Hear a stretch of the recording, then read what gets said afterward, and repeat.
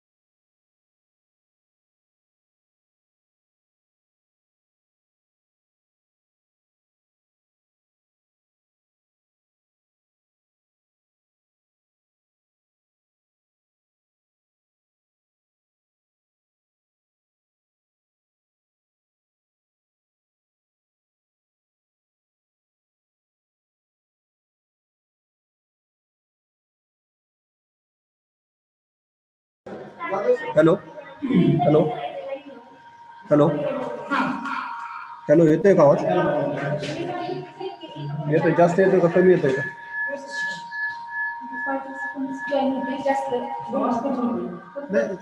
Good morning.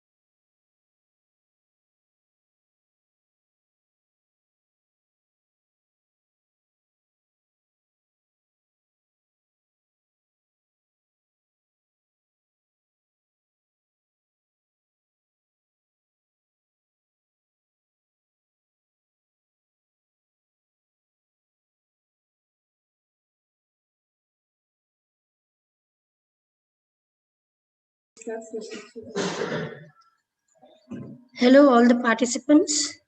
We will start the session within 2 minutes.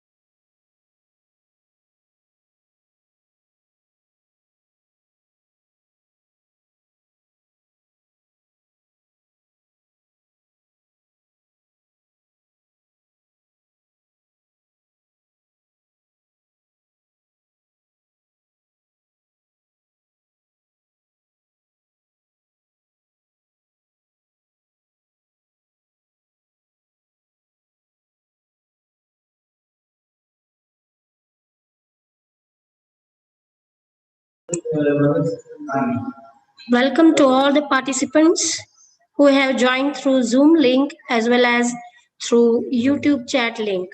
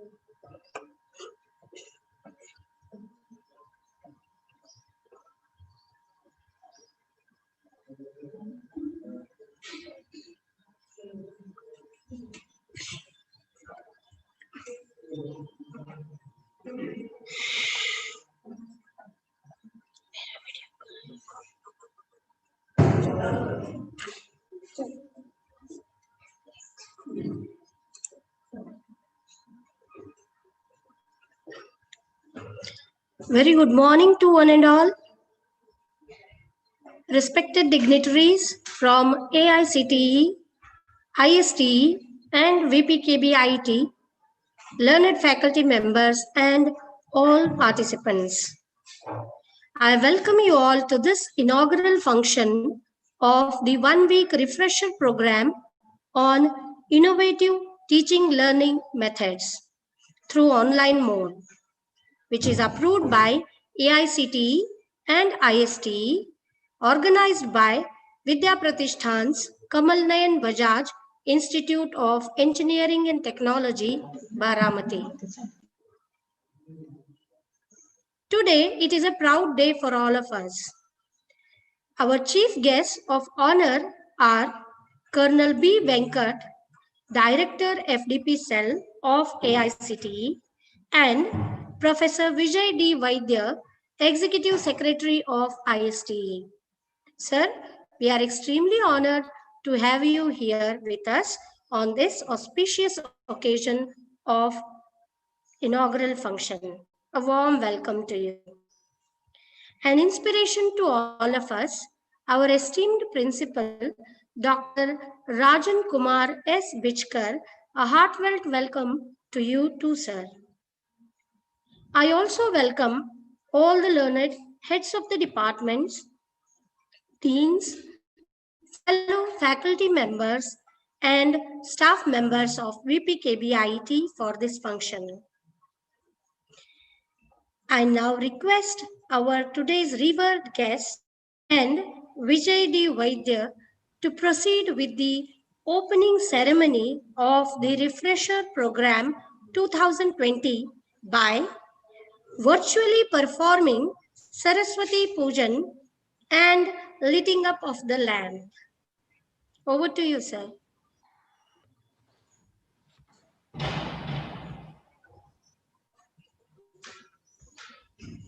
Now you are watching virtual pujan of Goddess Saraswati.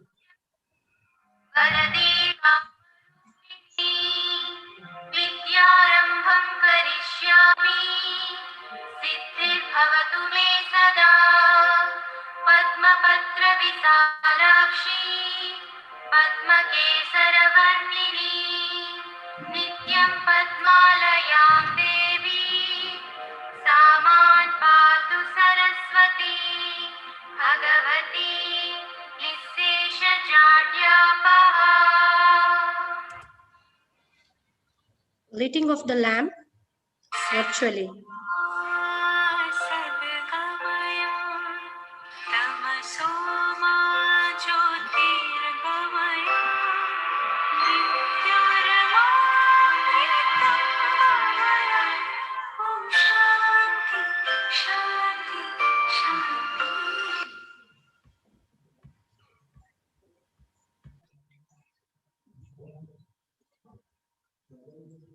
Thank you so much, sir, for cherishing this occasion by your presence. I now invite Dr. A.P. Hivrekar, Head General Sciences and Engineering Department, also the coordinator of this refresher program, to present the overview of the program. Over to you, Hivrekar, sir.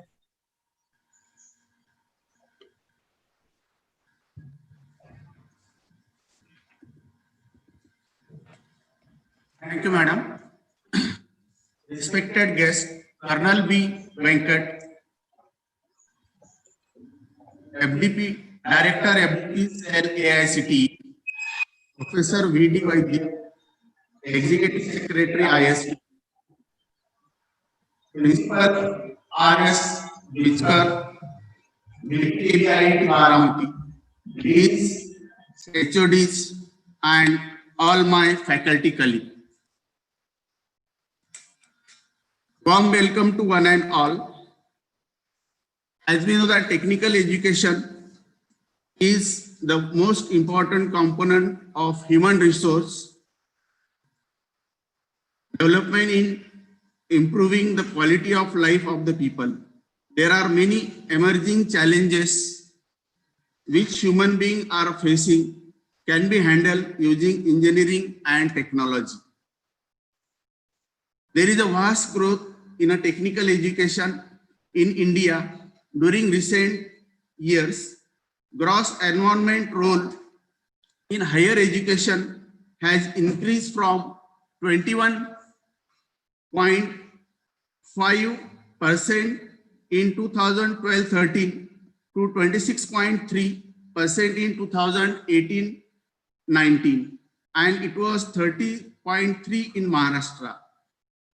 Many students are taking degree, but only few of them are employable. Therefore, the quality education becomes a major issue. How to improve quality of education? That is a major problem in front of researchers and educationalists. So, to solve this problem, we have to look at the root cause of this particular problem. So, there are issues related with students, teachers, institutes, social problems, and problem related with education system. And best possible solution is improving teaching and learning. So there are many issues in teaching and learning. That is one of the major problems at the entry level. Improving active learning, subject related problems, different methods of evaluation, web-based teaching learning,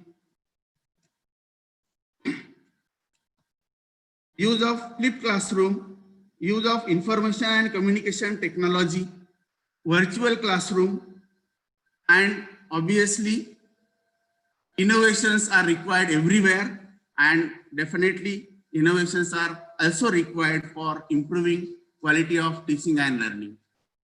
We have designed this course program considering current issues in education. By considering current issues in the education, and I am confident that this program is most useful for the teachers in creating interest of students, giving valuable inputs, and obviously improving overall quality of teaching learning.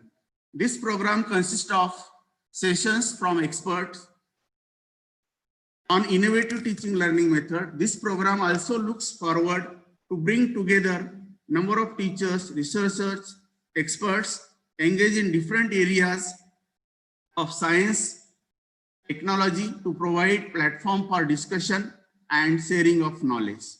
We have got very good response for this particular activity, and there are 112 participants. We have confirmed them and they are attending this particular program. They are attending from Zoom as well as YouTube live sessions.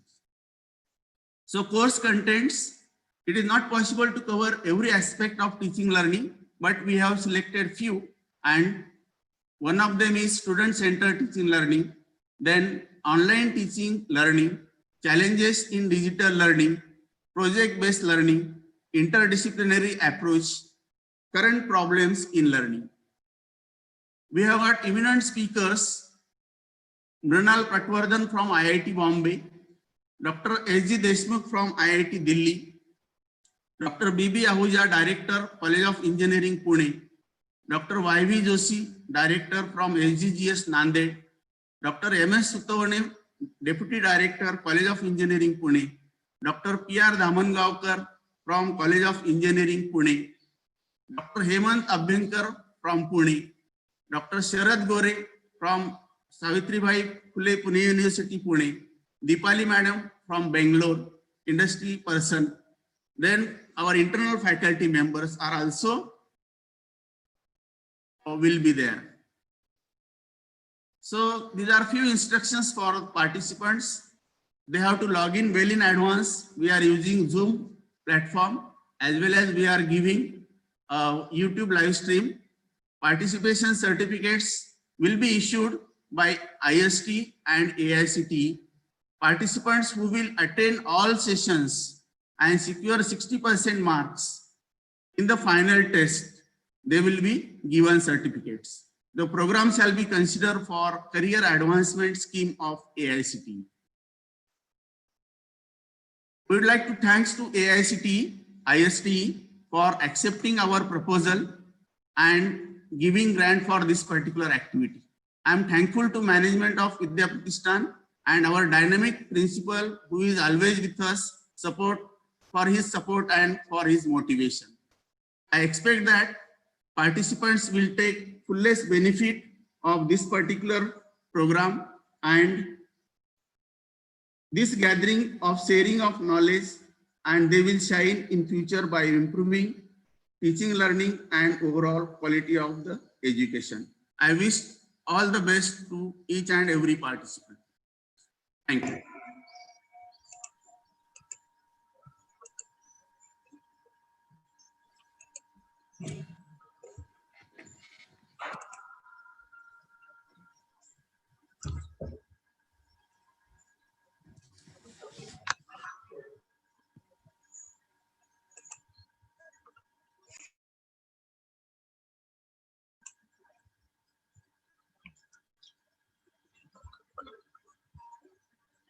Thank you, Hurekar sir, for briefing us about the ongoing refresher program.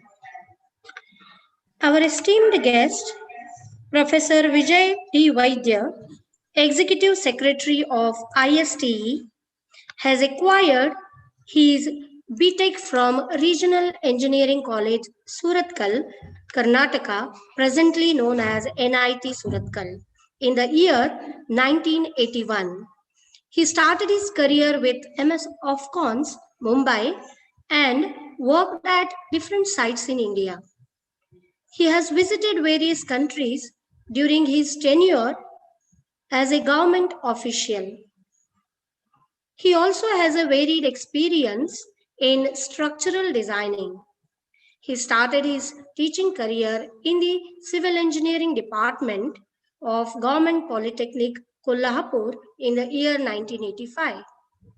He is well known for his pioneering work in designing G-scheme curriculum and developing online monitoring system of institutes for Maharashtra State Board of Technical Education, MSBTE Mumbai. I request Professor Vijay D. Vaidya to speak a few words on this event.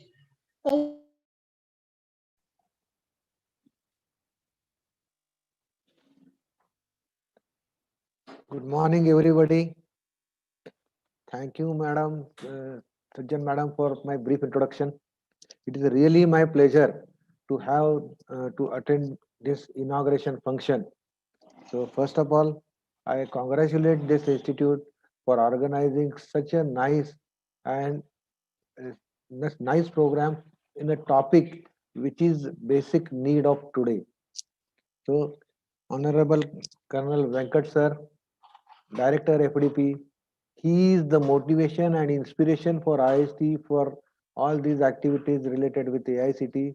Really a dynamic person, and due to him only all these programs are being conducted in a proper way. He is always guiding us, helping us to make the program in a best possible manner. And it is his intention, or it is the intention of IST as well as AICT, that all these programs must be quality programs supported by eminent or expert resource persons, and that at the same time we expect that participants should actively participate, and at the end of the program they should feel that they have really learned something or they have really gained something which will be useful for them in their future life. So another Dr. Bichkar sir, principal of this institute, then head of the departments of different departments, deans, Dr. AP Hurekar, coordinator. I really appreciate his efforts, and during at the beginning he has presented his views, and really he has taken a lot of pains to organize all this program in a best possible manner. He has selected the proper persons with proper topics, and basically he is having a clear concept that what should be the outcome of this program, and that will definitely help participants to achieve this result. Then another faculty members of this institute, other staff members who are directly or indirectly involved for the smooth conduct of this program, and my dear participants. First of all, I feel honored to be called me for this program as a chief, as an expert. So really, it is a good opportunity, and always whenever I get this opportunity to interact with faculty, I feel very great, because basically I am also a teacher. I worked as a teacher for last more than 33 years.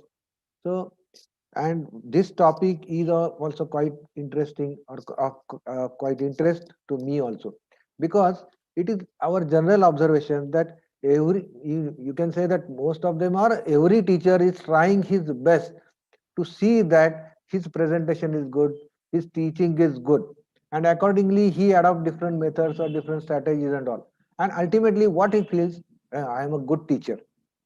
But the real assessment is being done by the students only. So the teachers, those teachers are really good whom students feel that really good.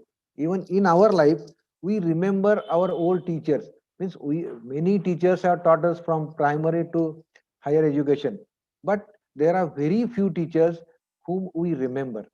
And the reason behind that, there are various reasons, and there are certain parameters, or there are certain characteristics with them which really motivated us to appreciate him as a good teacher. So if you now, once you have selected this profession, there is no alternative, but we have to see that we must become a good teacher. Now, just by saying a that I should be a good teacher and all is not possible. So there are different techniques that you are going to learn also, that innovative techniques and all. You also may be using some different techniques. So there are a lot of things are there, but what I feel is that every teacher Means teachers are some of the most passionate and committed professionals. This is my experience or this is my opinion. Part of this passion and commitment is a drive to provide every student with meaningful and impactful learning experience. So teachers are doing their best to provide students with meaningful and impacted learning experiences. So as per my opinion, there are certain practices to make positive impact on students. Though we feel that I should have a good impact on students and all, that students should appreciate me and all. But for that, there are certain practices which you have to follow. So that first thing is, first foremost is provide frequent and timely feedback. So whatever nature of the feedback, whether it is a test or either other in other form and all, present or give the feedback at that moment or as early as possible, because sometimes many times we feel that we see that the tests are conducted and the results are given after few after long duration, that is after period of 1 month and something like that. So during this the student lose interest. But if you give the results immediately, students, they will see it, they will appreciate, and whatever modifications they feel, they can do it. Another thing is that you have to provide, you have to sidestep the comfort zone. Comfort zone means for every teacher there is some sort of comfort zone. I have seen many teachers in my teaching career that they were using certain notes. Means when I met them for the first time, they were using same notes, and after a few years also I saw them using the same notes for that chapter. And even what they were teaching the same thing every time without doing anything, means without thinking of improvement. Just I have the notes, I will go to class. Notes may be excellent, I don't mind for that, but just go and it. That is not expected. So you have to do come out of comfort zone and try different initiatives or different uh, activities, you can say that, by means of which you can improve your teaching. Means if you are teaching some a topic today, you can have this some particular method. Next time you can use another method for the same topic and you can compare. So whichever is better, what are the drawbacks of first one or what are the merits of second one and all, and so you will become perfect time by in due time. Another thing is, most important thing is that student should feel you as a resourceful person. Means whatever difficulty related to that subject, student should come and they should have in their mind that sir will clear my all doubts. So that is very important. Even I have seen many teachers neglecting the doubts of students. Hey, it's very simple, you don't know, you just go and see the book. This is not the way you should answer. If you entertain them, if you encourage them, definitely they will start thinking in a different direction, and they can think in a innovative way also. Another important thing is that they must bear in mind that it is a lifelong learning, because see, they are doing a professional course, and in professional course every day the technology is changing, getting modified and all. So the person who is expert today cannot be an expert after few years. So if you want to be expert or if you want to keep your knowledge update, you have to see that your continuous learning is a process which you have to follow, and that should be emphasized on the students, that they should feel that it is my duty to uh, I should be a student for whole my life. Then and then they can flourish. Another important thing is that you should encourage discussion among them.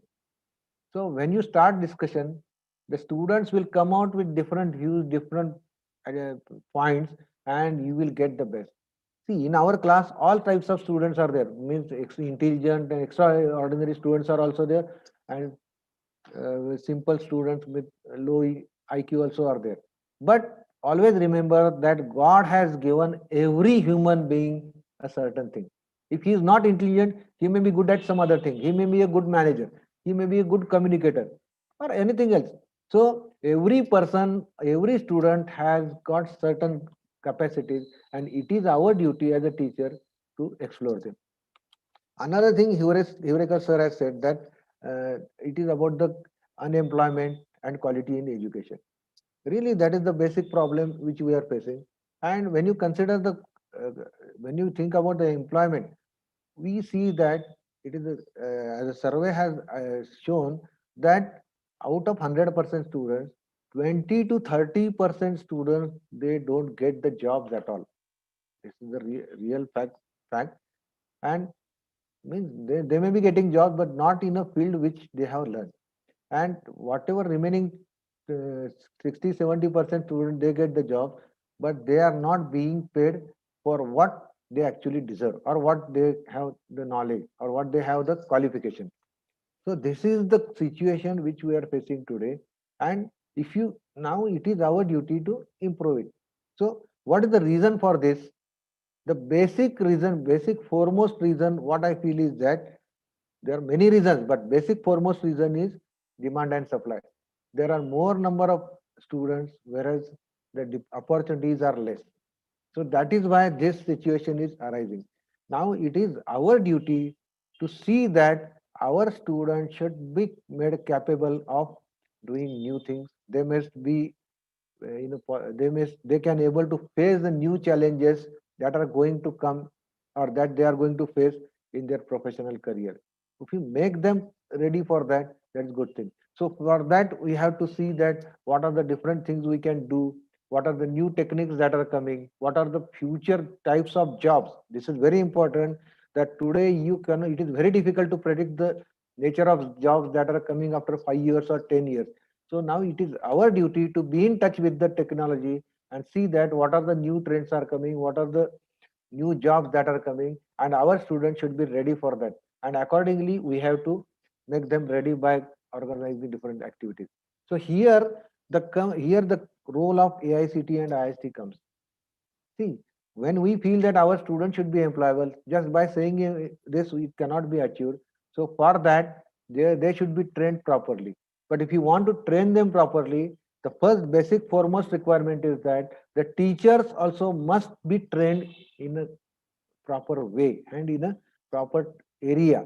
So here we are coming into picture, and it is our intention that we should our teachers should be well trained and they can train them further things. If you consider the major objective of IST is that to assist and contribute in the production and development of quality professional engineers and technicians needed by industry and other organizations. This is the basic objective, that is to assist and contribute in the production and development of quality professional engineers and technicians needed by industry and other organizations. And due to this, we are effectively contributing to different government agencies like central government, MHRD, NBA, DST. Even we are having good association with AICTE and other state governments also for deciding or formulating the technical education policies, etc. So we are in touch with everybody for the betterment of society, for the betterment of our students, for the betterment of our community. And in addition to that, we are conducting different activities. And with that activities, we want to improve the so that they can become more and more employable. So for that, we are conducting different activities. Every year we are conducting national student convention, national faculty convention. And another thing I want to give information is that already this type of program is a AICTE IST sponsored program. For similar types of program in the year 21-22, the notification has already come, and that notification is available on AICTE website as well as our website, and you can visit that website. The last date for application is 13th December. So I appeal all the participants to uh, apply for this program from your institute, and definitely these programs are quite good, and you will see that similar type of programs will be conducted next year also. Another thing is that we are having our regular newsletter where different activities of different institute teachers they are promoted. We are having our journal, and another important activity, I think here are the participants are from all disciplines. So recently we have signed a MOU with BNY Mellon of it is a multinational company, and under which we will be conducting programs for artificial intelligence and machine learning, and IoT and other emerging areas. Here, the details will be available on our website, or you can contact our office also. But only thing is that here it is a train the trainer concept is there. So training will be given to teachers, and teacher have to train their students. And here, neither institute nor teacher have to pay a single paisa, or they have to spend single paisa for this purpose. So that type of activities are going on. There are many other activities that are in pipeline for the betterment of students, faculty, etc. But due to time constraint, it is not possible to elaborate everything at this stage. But I think I request or I appeal all the participants, and particularly those participants who are not member of IST, to become a life member. And once you become a life member, you are a proud member of a big organization having more than 1,40,000 faculty members as their life members. So this is a big institute, big organization working for the betterment of technician education, teachers and faculties, teachers and students. So I appeal all the participants to join this and other and be not only joining, be active in doing the activities in collaboration with us.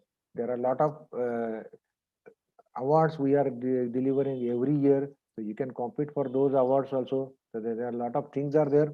So once again, at the end, I'm very much thankful to this organizer for giving me an opportunity to interact with all these people, and considering the enthusiasm and efforts and dedication, I'm sure that this program will be of a great success, and every participant while going or why after completion of the program will definitely will realize that he has undergone training and he has learned a lot which will be beneficial for him. With this, I'm very much thankful for the organizers for getting me an opportunity. Okay, thank you.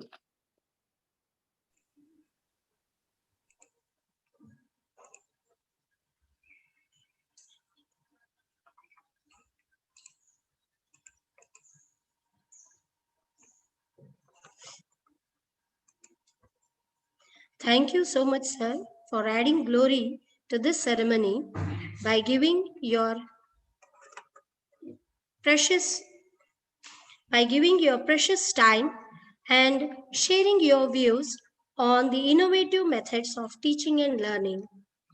Sir, we ensure that the quality of the program will be maintained throughout. Thank you.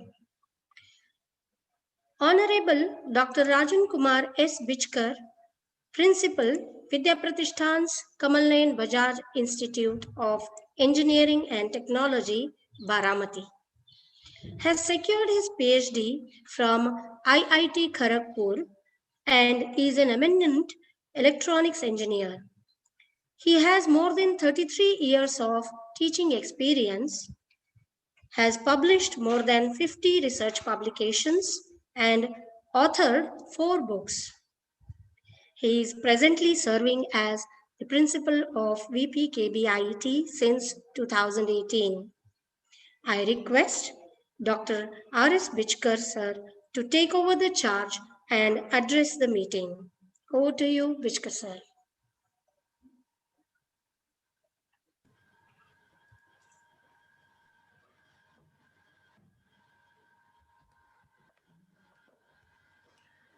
A very good morning to all the participants and dignitaries present for this program. A warm welcome to all of you.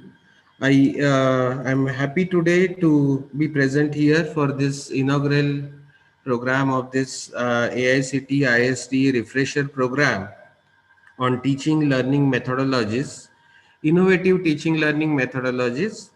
We are all affected by COVID pandemic, and there's a need to have innovative methodologies for teaching learning. That is the need of the time, and I congratulate Dr. Heureker and his entire team for taking a lead in organizing this wonderful program, which is the need of the today. Uh, Professor V.D. Vaidya, Secretary, Executive Secretary of IST, Colonel B. Venkat, Director of FDP Cell of AICTE. I welcome you for this inaugural program.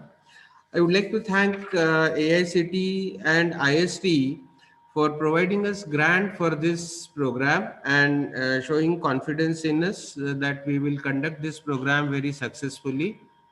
Dr. Hivrekar and his team has taken a lot of efforts to organize this program, and he has invited the guests from all over the country, from good institutes, uh, and we can see the speakers, guests from IITs and COEP and industry even. The topics of this program are varied, and this is the need of the time. We have student-centered teaching, then challenges in digital environment, to name a few, curriculum design, general methodologies to be employed by teachers, and even entrepreneurship, project-based learning, and so on and so forth. All these topics will introduce new aspects or revisit the existing known aspects, so that we can use them in this COVID pandemic in an effective way to transfer the knowledge, the skills required to the students. Today, the challenges are quite different, as it has been already pointed out by Professor Dr. Vaidya, that it is this job readiness is one major problem. Lifelong learning is another very important aspect in today's scenario, and we have to think continuously in that direction, how we can make our student a lifelong learner, how we can make our students ready for the jobs, how our students will rather than taking job go for entrepreneurial activities and be job providers rather than job seekers. So all these challenges are there. The emerging areas, AICT has recently announced various emerging areas, including artificial intelligence, data science, robotics, 3D printing, and so on and so forth. These areas we should focus on, because these are the areas, cloud computing and even maybe medical electronics. These are the areas of importance, and we should focus on these areas as well. The various innovative methods that we will be coming across in this session, we should focus on these methods and also think of introducing new methods on our own, so that, and then combining various methods. It is not enough to just follow the methods which are being told by the experts. We will have to make the local changes, the changes looking into the surrounding, looking into the need of the students, local students. Language is a big barrier, and we should also try to overcome this barrier somehow. More about Vidya Pratishthan. This is a big group of institutes established by Honorable Sri Sharad Chandra Pawar, who is president of Vidya Pratishthan. The Vidya Pratishthan was established in 1972. The institute, Vidya Pratishthan's Kamal Nayan Bajaj Institute of Engineering and Technology, was established in year 2000. We have 7 branches, including artificial intelligence and data science today. It's a NAC accredited institute with A grade, and we are currently working towards the NBA accreditation. We have focus on skill development and knowledge improvement in amongst the students. We have been focusing on NPTEL and Coursera activities. Recently, during COVID pandemic, we had 4,300 plus certifications by our students, and NPTEL every semester about 300 plus students do get certifications. We have about 100 in all India toppers, gold and silver medalists, more than that, and great interest is taken by the faculty and students. We have a very dedicated and hardworking faculty in our institute, and these faculty members do take a lot of effort in improving not only the knowledge but the skills of the students as well. We have a well established entrepreneurship related cell, and we do a lot of activities. We are in touch with the industries around, and we would like to expand. We have been in touch with the international industries as well, and we do have centers of excellence in various disciplines like Salesforce and Amazon Web Services and Oracle and so on. These have been primarily established with the support from ICT Academy, and I'm sure we will be able to make good progress in days to come. We will be focusing on various innovative methodologies. Dr. Hivrekar had recently carried out experiments in improving the examination results of the students, and in mathematics, there was a substantial improvement of 30%. We have been focusing on video recording and use of this technology for students' improvement, whether it is Google Classroom or other online learning methodologies we have embraced for last 2 years, and we have seen a substantial improvement in the results. Dr. Hivrekar has presented a research paper also on how he could improve the result of mathematics by taking a systematic effort on the students and trying to solve their difficulties. We do have centers of excellence also in our institute. Currently, we call them centers. They will become centers of excellence eventually, and we are proud to share with all the audience that there will be soon a story on our Vidya Pratishthan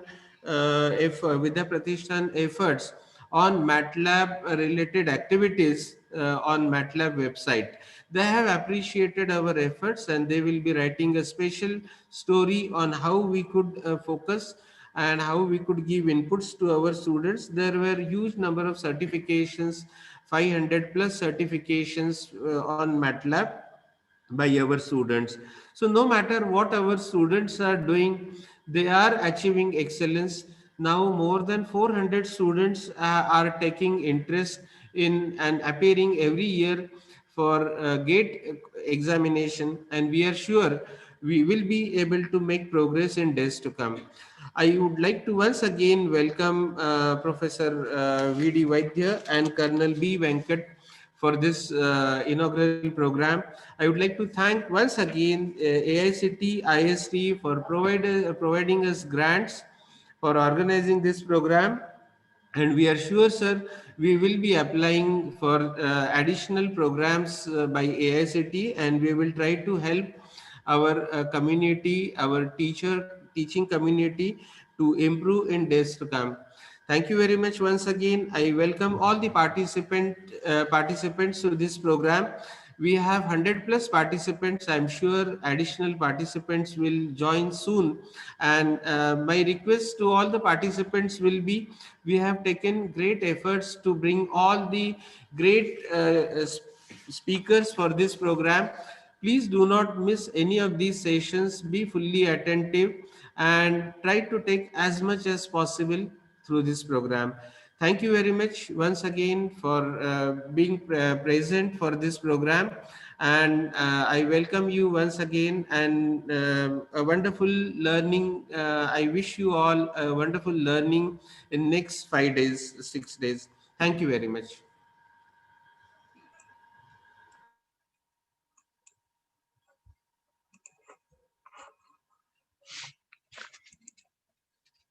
Thank you so much, sir, for gracing this ceremony by giving your valuable time and expressing your ideas on the emerging areas of employability and entrepreneurship development.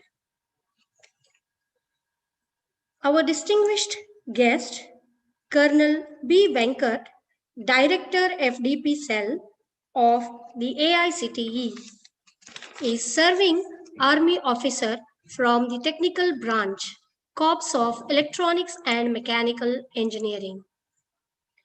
He has acquired his mechanical engineering degree from the Army Institutes, has 3 decades of service experience, and is presently on deputation with AICTE. He is handling faculty development related issues and grants pertaining to AICTE AQIS schemes. He has the unique distinction of representing India as its defense attaché to Russia. He is also instrumental in successfully implementing NITT, an initiative for technical teachers training, which is mandatory for the purpose of regularization and promotion to all the teachers. I now request Colonel Venkat to share his views on this occasion. Over to you, Venkat sir. Thank you, ma'am. Thanks a lot, Aparna, ma'am. It's an absolute honor. It's an absolute honor that I've been invited to come on this platform and speak. As I speak, I was hearing my predecessors. I heard the coordinator of the program also speak, and I did hear your principal speak. I did hear Mr. Vaidya sir also speak. And actually, you know, in a sequence of activities, when you are placed at the last, what happens is that the complete thing has been spoken, and quite obviously, you know, you are having the best of the speakers who are speaking. So there's hardly anything left which is not there to be speaking and making you people more educative or understand about the relevance of the subject. It was so very rightly covered. Today, I was seeing that slide also to improve the GR as to, you know, from present 26.5% to the status from where we should be. It is so relevant, and the GR cannot be increased overnight. It is a collective set of measures, and if you people have gone through the national education policy, it does mention how to increase the GR, and GR increasing is a subject which is today one of the major things which we are also presenting to the ministry as far as the implementation of this particular thing is concerned. And what a fabulous set of activities which begin right from this set of things which we are doing today, that when we are having an online program being conducted, because online and ODL happen to be one of the most important activities of NEP, and that's quite understandably that forms part of ways and mechanisms for increasing the GR also. So when we are implementing, or when we are trying to implement, every time when we think this is the set of activities, what impresses us the most, that you people are already in the process of doing it. So when we say that we will be implementing, at times we write it's already implemented. So the complete credit, the complete kudos, shabashi, something like, you know, what is generally speaking told in our army language, goes to you people. There is nobody else. I don't think so anybody else could have substituted you. Anybody else can ever take your place. You people are doing a wonderful job. And there's one more thing which everybody should be very, very categoric about. And that is, you know, with this onset of everything going now online, bulk of it actually speaking, I won't say everything, but bulk of our activities online, and expectation from the environment or from the faculties, institutes, that in the coming time, you people are going to be more and more making relevant kind of a curriculum content, online presentation, delivery mechanisms. Now it becomes a very, very important for each one of us to understand that merely by having a knowledge on a subject, and merely by having a awareness of a topic, which generally speaking you people are brilliant academically, absolutely no doubt, you're absolutely brilliant. The question now is that along with your academic brilliance, you're also supposed to be brilliant in terms of transferring the knowledge what you are having to the other side. The other side can be faculties, other side can be students. Today it's faculties, tomorrow they can be students. And that is what is called a delivery. So the delivery mechanism is something which needs to be improved upon. And I don't have any doubt the way you people are doing it. And when I see the way you people handle these online platforms and the way you people continue the subjects, it is brilliant and absolutely wonderful. It's my only humble submission. These programs could not have been possible without ISTE, and I place on record, and I generally do, Professor Desai sir and Professor Vaidya sir are actually the pillars behind this. They are the ones who have done practically 99 out of 100 activities towards making this particular activity successful. Absolutely credit to them, sir. In case if you're there, very, very good effort, sir, which we are seeing today getting fructified in our own eyes. And so very great to see when we see a set of activities actually culminating from what we thought the way it should be. As far as the institute is concerned, congratulations. You've been brilliant and you've been wonderful in getting the things done. It's an honor once again, like I always keep saying, to be associated with you and come on your platform. Anything that you people wish to ask, anything that you wish to clarify, you are at liberty to please give a mail to me or you are at liberty to please write a WhatsApp or call me. Surely you will get a response from my side. And it can be anything pertaining to the financial funding, any kind of assistance of any nature. Please feel free to ask me. And like Professor Vaidya did mention, the new set of AQIS 21-22 is already open. 30th is the last, 20th of December is the last date. Make sure that you people do apply for that. And it's a wonderful set of opportunities which you can avail. Thank you once again. Congratulations to each one. Congratulations to the department. Congratulations to the institute management for a very good job done. Thank you and wishing you all the best in your endeavors. Thank you.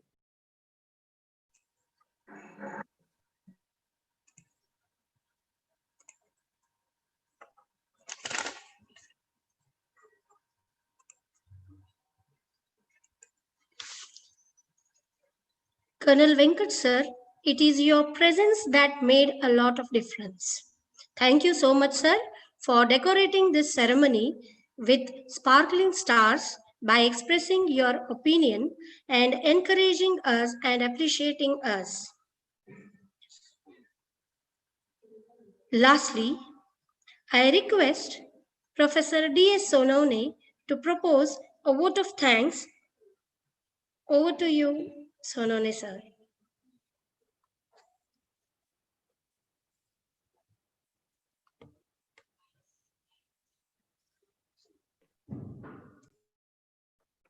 Very good morning. Respected dignitaries, it is my immense pleasure to thanks on this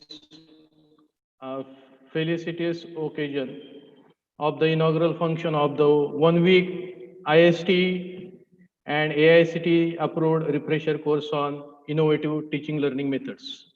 Education is the most powerful weapon that one can use to change our nation. Nowadays, the entire humanity is combating with the COVID pandemic, but the show must go on.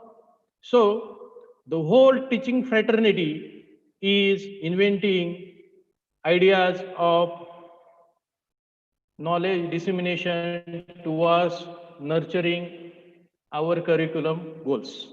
In the same perspective, this refresher course is organized.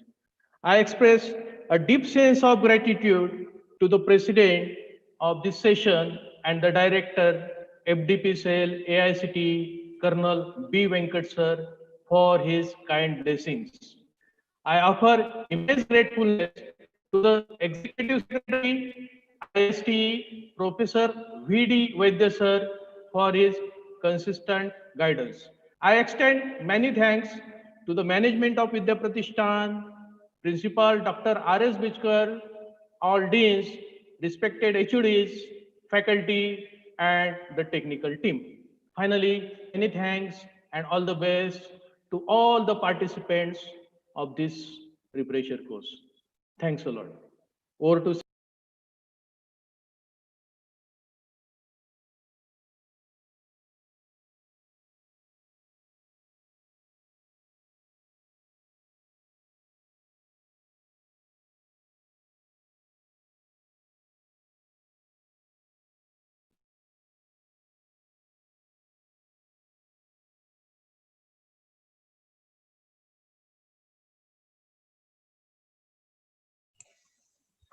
Thank you, Sonone sir.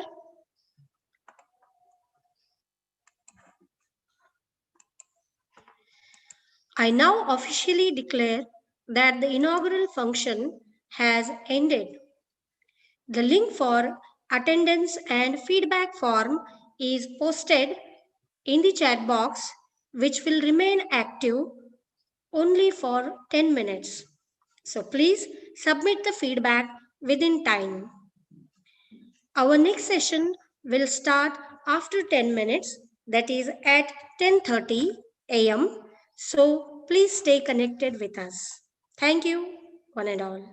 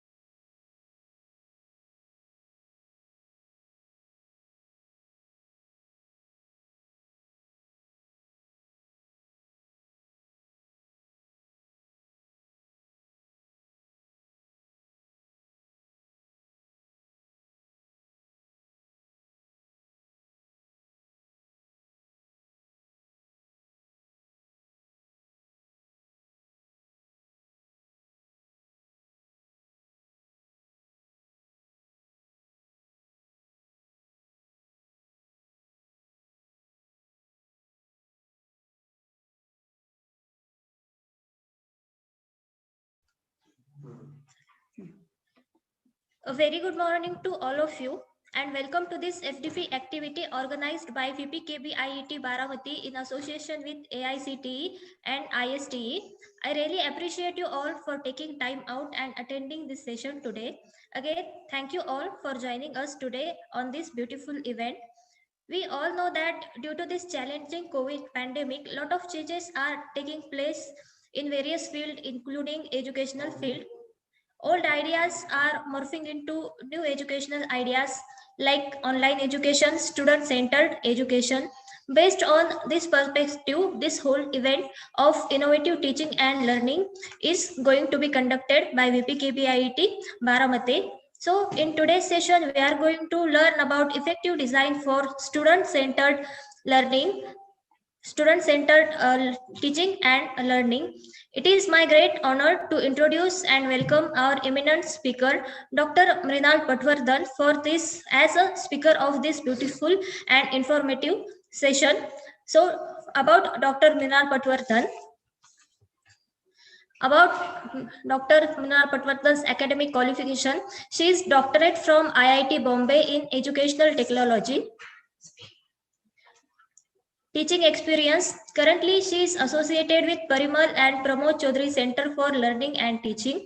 She has 22 plus years of teaching experience as faculty in engineering colleges, 3 years telecom industry experience. About the special recognition or award, she has been awarded with award for excellence in thesis work for the year 2015 to 17, and she is selected for Asia Pacific Society for Computers in Education Merit Scholarship Award in 2014. Research contribution, she has 2 journal publications and 2 conference publications. So it is my immense pleasure to welcome Dr. Mrinal Patwardhan on this occasion. I would like to invite her to present her views on student-centered teaching and learning. We would love to hear from you, ma'am. So over to you, ma'am. Start the session. Okay. Over to you, ma'am.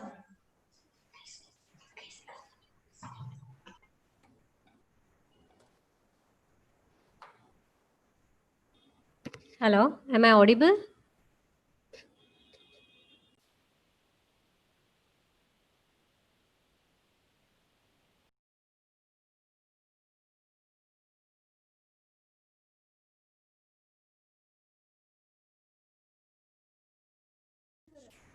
Yes, madam.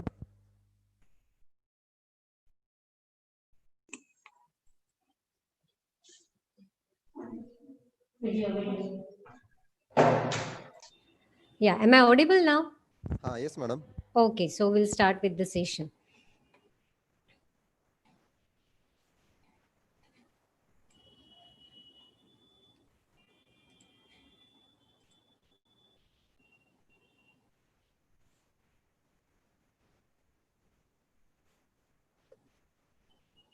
Okay.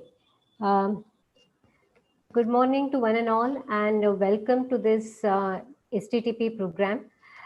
It's my immense pleasure to be here on this platform. We have just heard very brilliant talks from eminent people and dignitaries during the inaugural function.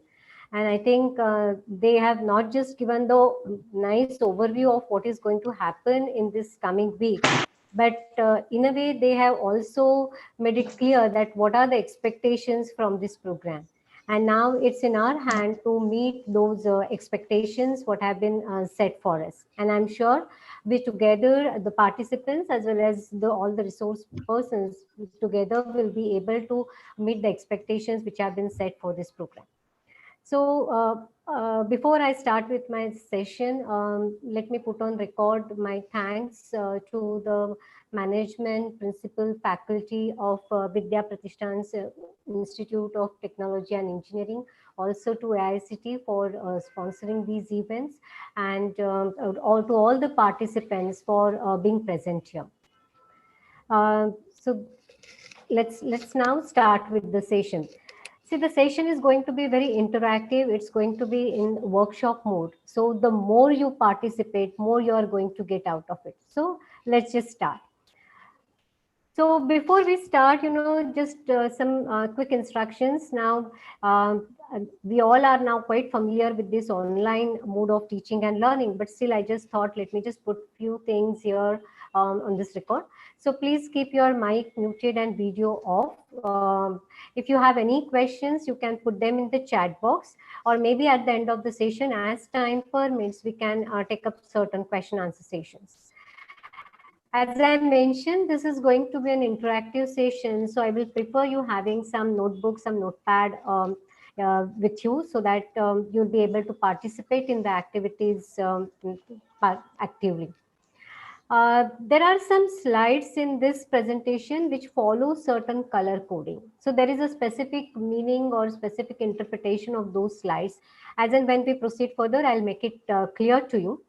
And you're required to give your responses to some of the activities which are planned on these slides. So, and again, I'll be giving sufficient instructions to you, but just follow those instructions, and then this next 3 hours will be really very interactive, and more than that, they will be very fruitful for you. Okay, so when you see this blue color slide, this slide says that I am an activity slide.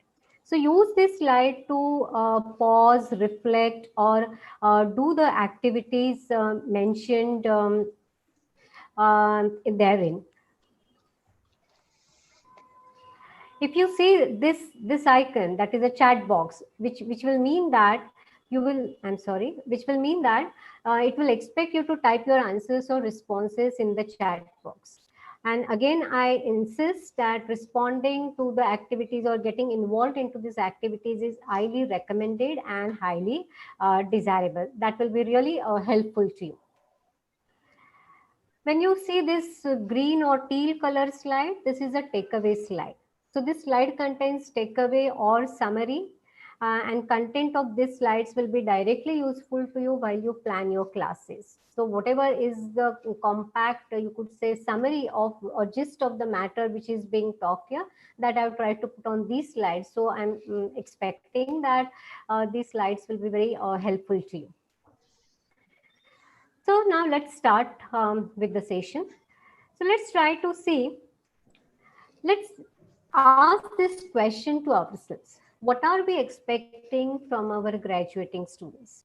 Now here I'm assuming that most of the faculty are from engineering institutes, or even if they are from humanities or social sciences, then still it is fine, because the presentation is in a way the topics selected are very quite generic in nature, and I'm sure that all of you, irrespective of your branch of engineering or your educational background and experience, you will be able to relate to it. So we all are here from representing some of the other institutes. We are having our students with us. So let us ask these basic questions. What are we expecting from our graduating students? So when these students pass out from our institutes, what are we expecting them? So let's try to, answer this question by taking a very simple example. So let's assume that this photograph on this slide is actually talking about a real life problem. I, being a telecom engineer, I thought of picking up an example related to telecom sector. Now we all know that how wireless network or mobile connectivity has become, I would say, the fourth necessity for us today. So many times we face this issue that you don't get proper network coverage. So just imagine that one of your students who had just graduated from your institute now had joined some wireless company or organization, and as in, let's say, as an RF engineer, and he has been given this task that there is some area, some locality where, or some complex where the range is a problem and the signal quality is very bad. So in these kind of situations, what will we expect from our students? So what is that students will be expected out of it? The student will have to, or this engineer, now instead of calling student, let us call him as an engineer. So this engineer will have to figure out, What is the problem? Where is the problem? Whatever courses that he had studied related to wireless, he will have to revise them, try to understand what are the current standards in the industry. Based on that, maybe he will have to make use of some model tools and softwares to look into the RF planning of this network, right? Or he will have to talk to the premises PFP authorities in order to find out what is the solution.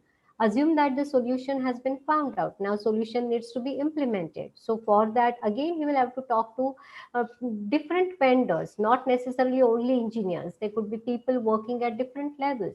There will be certain formalities which will be involved, right? So he will have to communicate effectively, not just with his team members, but the external people around you, external agencies around him, right? So many of these aspects are involved in this just the process of finding out solution. So in a way, I would say that here, basically, what we are expecting from our graduating students is to face and solve these real world problems. And remember, no problem comes as saying that I'm an electrical engineering problem or I'm a mechanical engineering problem. All these are interdisciplinary problems, and therefore, whatever knowledge that has been accumulated over the years as a part of this teaching learning that has happened in this graduate program, that knowledge now needs to be put into practice, put into application. New knowledge needs to be gathered. We all know that, whatever knowledge they collect during these 4 years, it's not going to suffice. They have to keep on learning every day. So that's what principal mentioned today, that we have to create lifelong learners. So we are looking at these various aspects of education. Once we have these people who are, or the students who are graduating from our institutes. So you must be wondering why I'm talking about this, because our topic is related to teaching learning, but slowly we will come to that. So when we are talking about what are the expectations from the students, I think it is very mandatory, or it's very implicit for us to answer this question also, that what are our students expecting from us as a teaching fraternity? Okay, so in a way they expect to be able to find out solutions to the problem in hand. Or now coming to the point, I would say that the teaching learning process needs to enable the engineering graduates to be able to find out solution to the problems in hand. Here we are talking about engineering education as a context, but I am sure this is applicable for any professional education, any professional training, right?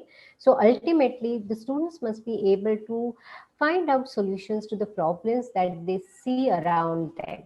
Okay, and that is the reason why we have this whole process or whole exercise of teaching learning, right? So this is a bit of digression, but let me just quickly take you through this. Whatever we discussed just now, that is what we talk about program outcomes or graduate attributes. Faculty who have been working in the accreditation process, they would be very much aware of this, that this is what exactly is expected of our students.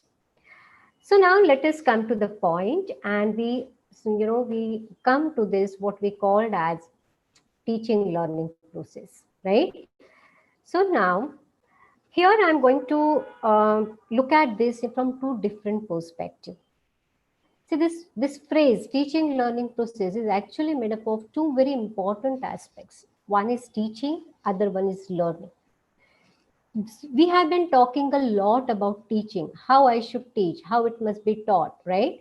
But according to me, it is very important to understand the learning process, because if you look at this, the whole process of this, or the business of teaching, is there because there is somebody sitting in front of us to learn something.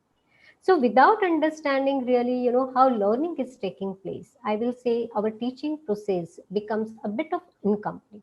So give completeness to our understanding about teaching, or the efforts that we are putting into our teaching. It is, I would suggest that we just spend some time in understanding this learning process itself. And believe me, it's going to be absolutely interesting experience for you. So let's see what are we going to know more about learning. So this first part of my talk or my session, I will focus more on, we will try to peep into this learning process. So let us have some learning about learning itself. See, last 2 decades have been very, very important as far as a teaching learning process is concerned, because it has become now a well-informed process. We know so much now about the learning process itself from various fields. So various areas have been contributing to strengthen this teaching learning process, right? From learning sciences, educational research, educational technology, cognitive neuroscience, cognitive psychology, evidence-based teaching learning strategies, right? I think principal mentioned today during your inaugural function that some of your professors have been trying to work how to improve learning outcome. So obviously there has to be some experimentation, some amount of research, some amount of evidence needs to be collected.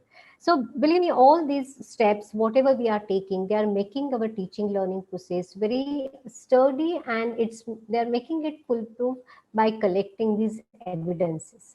So in a way now we are very blessed to have so many inputs from various fields, and in true sense, it is an interdisciplinary field. So let us see what we have to pick up from this. So I'm going to present 2-3 important aspects of it, so that they will help us in improving our teaching process. So let us peep into this learning process, where the first point that I would like to take here is knowledge building. Now here the participants could be from various streams. So therefore the topics that I will be selecting or I have selected are actually very across the fields topics. So like, for example, linear equation. This is something I believe it will be very easy for everybody to understand and to relate to it. So for example, let us take a topic of linear equation. We know that linear equation, a very basic and fundamental topic from mathematics, and it has various ways of representing. You may have two variables linear equation, one variable linear equation. There could be 2-point formula. You could use determinants. You could use matrix. You could use slope-intercept formula, and so many other things. So under this umbrella of linear equations, you can have various these different notions of finding or working with linear equations. But what actually happens is all these are very interrelated and interconnected concepts. So for example, what you're seeing here on this slide, so this is a single concept, but what you're able to see here is that all these concepts are linked with each other. For example, y-axis is a concept, x-axis is a concept, intercept is a concept, slope is a concept, but we don't study them in isolation. We study them related to each other. So as you could see, each circle here represents a small element of a knowledge. And what is more important is it's not about these individual pieces of knowledge, but the knowledge structure that we create out of it. So how do you create this structure? By connecting one concept to other, one piece of knowledge to another piece of knowledge. Okay, and this pattern of association is what we call as knowledge structure. See, so remember this, that the concepts are not words, but it's an organized and intricate knowledge structures, right? So why we should know about this? See, more dense and more interconnected these knowledge structures are, that's the way to move from a novice to an expert learner. So how do you make somebody from novice to expert? So you will find that when you get expert in a particular area, these knowledge structures are dense and they are interconnected. So you not just know about this particular equation in isolation, but you know about this equation in the context of intercept, x-axis, y-axis, coefficients, variable, and so on. This is just to give you an example. So whenever we are teaching a particular topic, we are not just teaching a particular small concept in an isolation. But what we are trying to do, we are trying to create this wave of interconnections among various concepts. And this is something is very important, because what is useful while applying is this knowledge is not these individual concepts or individual chunks, what we call, or we call them schema, individual schema, but the schema network is something which is very important. Okay, so as you could see here, these each circle, each dot represents element of knowledge. I'm sure you will be able to see these different colors. So what does this mean? That this typical concept is not just being used or related to this concept, but it is also related to this concept. Let me give you a very quick example. We all study differential equations. So differential equation is a topic from mathematics, but we also study that in thermodynamics. We also use that in electromagnetic wave theory. So this is how, one schema is able to stimulate another schema, or it is able to get connected to another network, right? So it is activated, it is associated. So many times, when you must have experienced this, that your memories are always associated with something. So the moment you remember XYZ, sometimes you also remember something ABC. Why? Because that is how you have developed that network. That is how, because of ABC, that XYZ is also getting activated, right? And so this pattern of association of knowledge element is the knowledge structure. And our objective is to make this knowledge structure stronger and stronger. This also brings us to another important point. So these are the takeaways, that it is reasonably easy to learn something that matches or extends an existing schema. What does this mean? Let me put it in very simple words. It is very easy to introduce a new topic to students along with or in relation with something that has been already known to students. For that is what we call as prior knowledge. So that's the reason we always try to introduce new concepts with the help of something that is already known to students. So this new knowledge, what we are gaining, that gets hooked on to this knowledge or the concept which is already known, and that forms better connection between this new knowledge that we are gaining. Okay. So it's hard to learn something we don't know, almost already know. So it's always easy, or it is always recommended that, we try to set the context. We try to explain something with the help of this context, right? So because then we are trying to make these networks very stronger and stronger. And see, it is better that new information should always be presented in a context that is familiar to the learner or reader, and the context should be established first. Okay. So the point we are trying to see here is that we are not, when we are teaching something or when a student is learning something, it's not about that individual concept, but it is about the collection of these concepts and how beautifully and strongly these concepts are related to each other, they are connected to each other, right? And therefore in the retrieval process, while recollecting these things, students are also able to recollect that entire, all the pieces of information or all the pieces of knowledge that they have gathered or gained during this process of learning. Okay. So let's try to move on, and let's try to look at another very, very important and informative piece of related to learning process. Okay. So now we are going to do very, very interesting exercise. As I've told you, this session is in the workshop mode. So I would expect you to be participative in this whole process.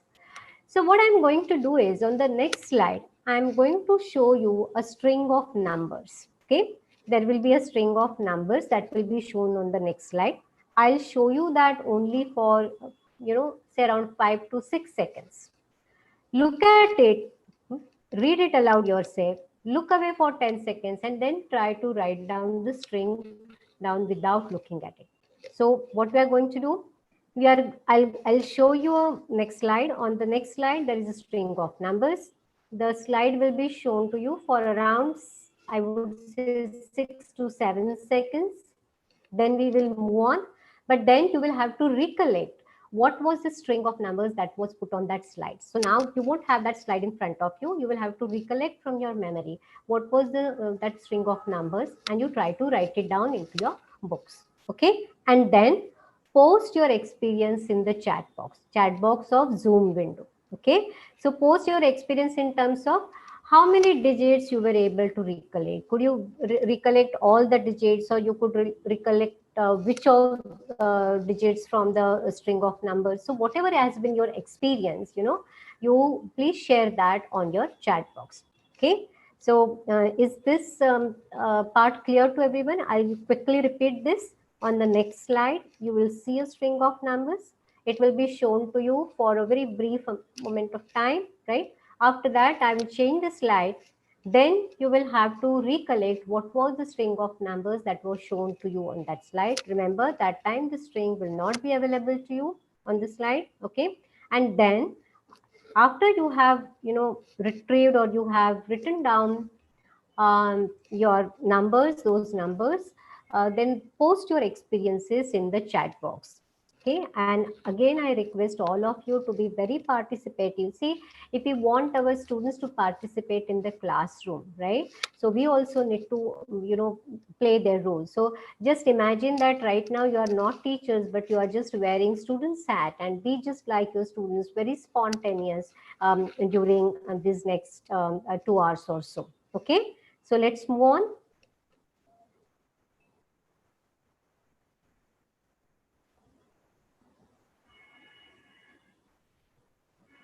Okay, so you are seeing this slide, which indicates that now you should be writing down the string of numbers what you have seen. Okay, and please post your answers.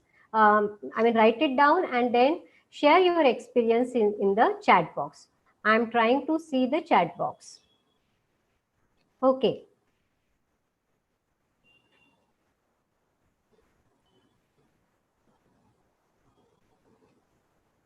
I would expect people to share their experiences in the chat box.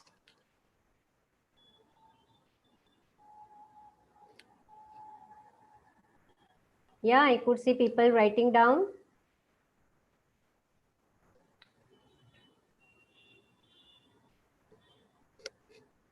I think there are 70 plus participants, so we should expect at least 50 to 60 responses coming here in the Zoom chat box. At least 80% of the class should get actively involved in the activity. Very good. Just keep on coming.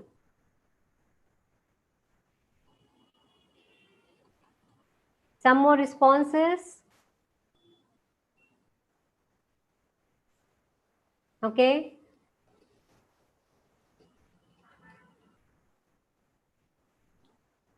Okay, so as I could see here in the chat box, I could see that some of you could recollect first 5 or 6 digits. There are few people who could recollect all the digits. Okay, I'm not sure whether they are correct or not, but at least that's not the issue whether you are correct or not. The issue is about your experience. Okay, so let's wait for another 30 seconds for people to respond.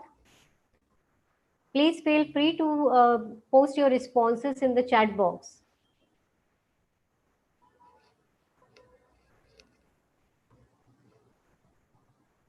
Yes. Okay, so approximately, I think I must have got around 30, 40 responses, or perhaps less than that. I would expect people to be more participative. Okay, fine. Yeah. Okay. So let's move on. We have, there is some more part of this activity that is to be continued. So let's move on. Okay.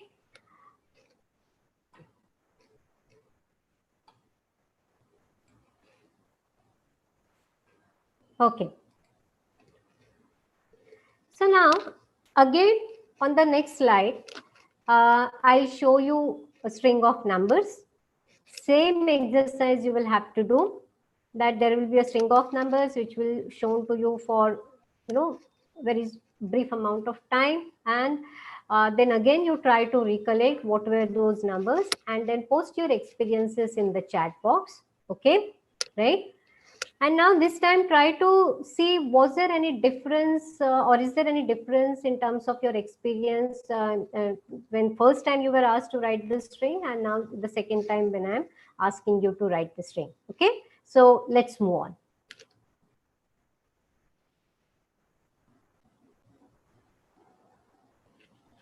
Okay, so exactly for same amount of time I had shown you the string. Here is this icon of chat box. So again, I would request all the participants to share their experiences on the chat box. Okay, so now I'm seeing more people are able to write down all the digits, right? And there is a way in which people are writing the digits. That's really good. So you are perhaps, getting the point that I'm, trying to make it across. Okay. Some more responses, please.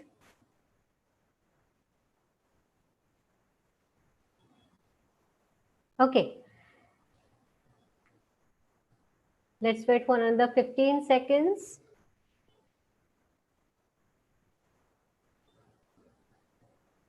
Good.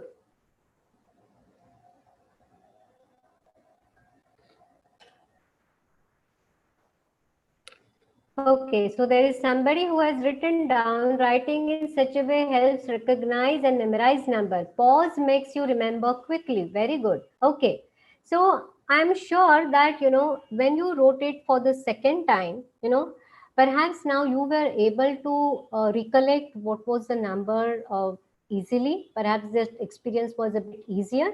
And the reason was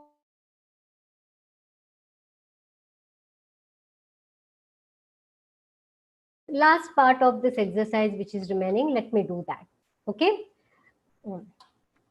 Okay, so let's see. So now again on the next slide I have again a string of numbers. Again I want you to do the same exercise, that now you have to read the numbers and then you will have to recollect those numbers. So here you go.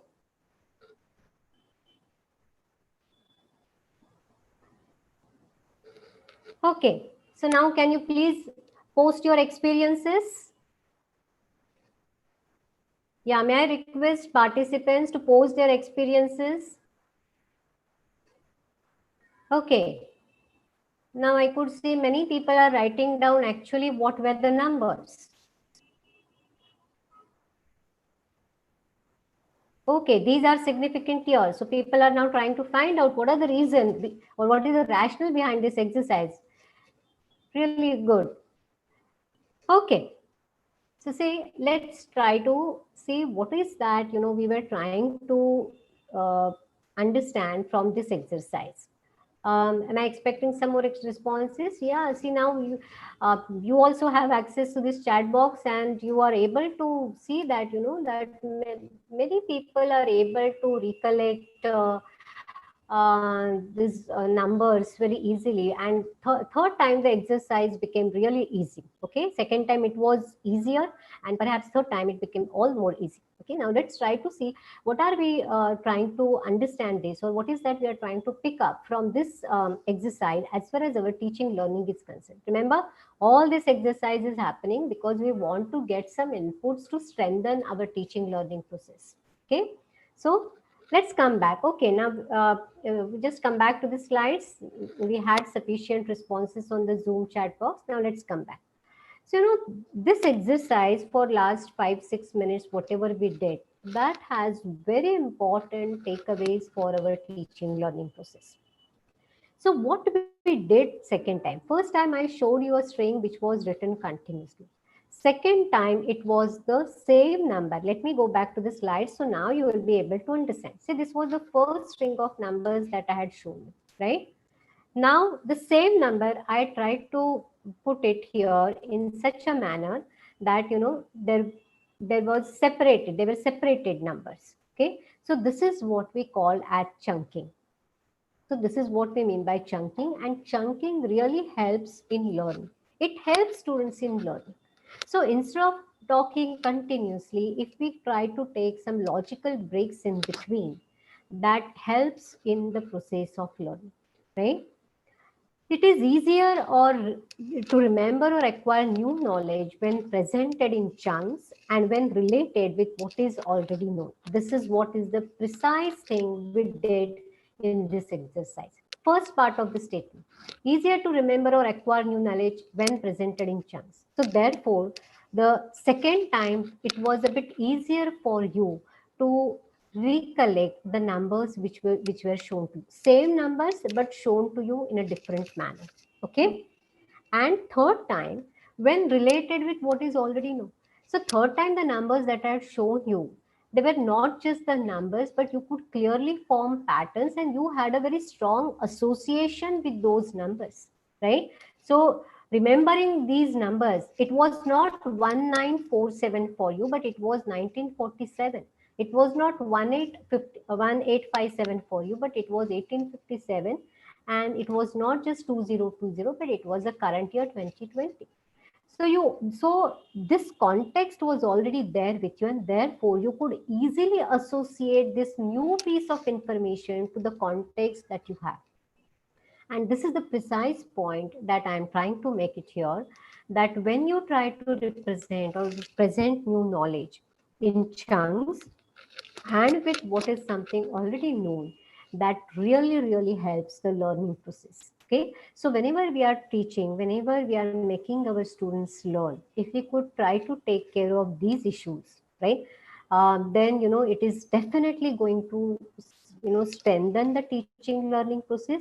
As a teacher, your job is going to become easier, and as a learner, it's not just learning is going to be easy for students, but it is going to be more enjoyable. It's going to put less amount of burden on our students.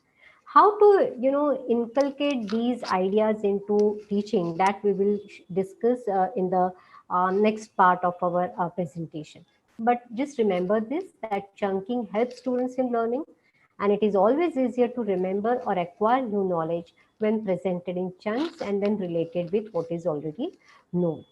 Okay, this is a blue slide, so I'm asking you something. So had this been a face-to-face FDP session, perhaps I would pause here and ask in the class or in the room that is this making sense so far, where I could get a face-to-face feedback. Since this is online session, it's a webinar, so let me ask the same question. Is this talk making sense so far? So please type yes or no in the chat window, right?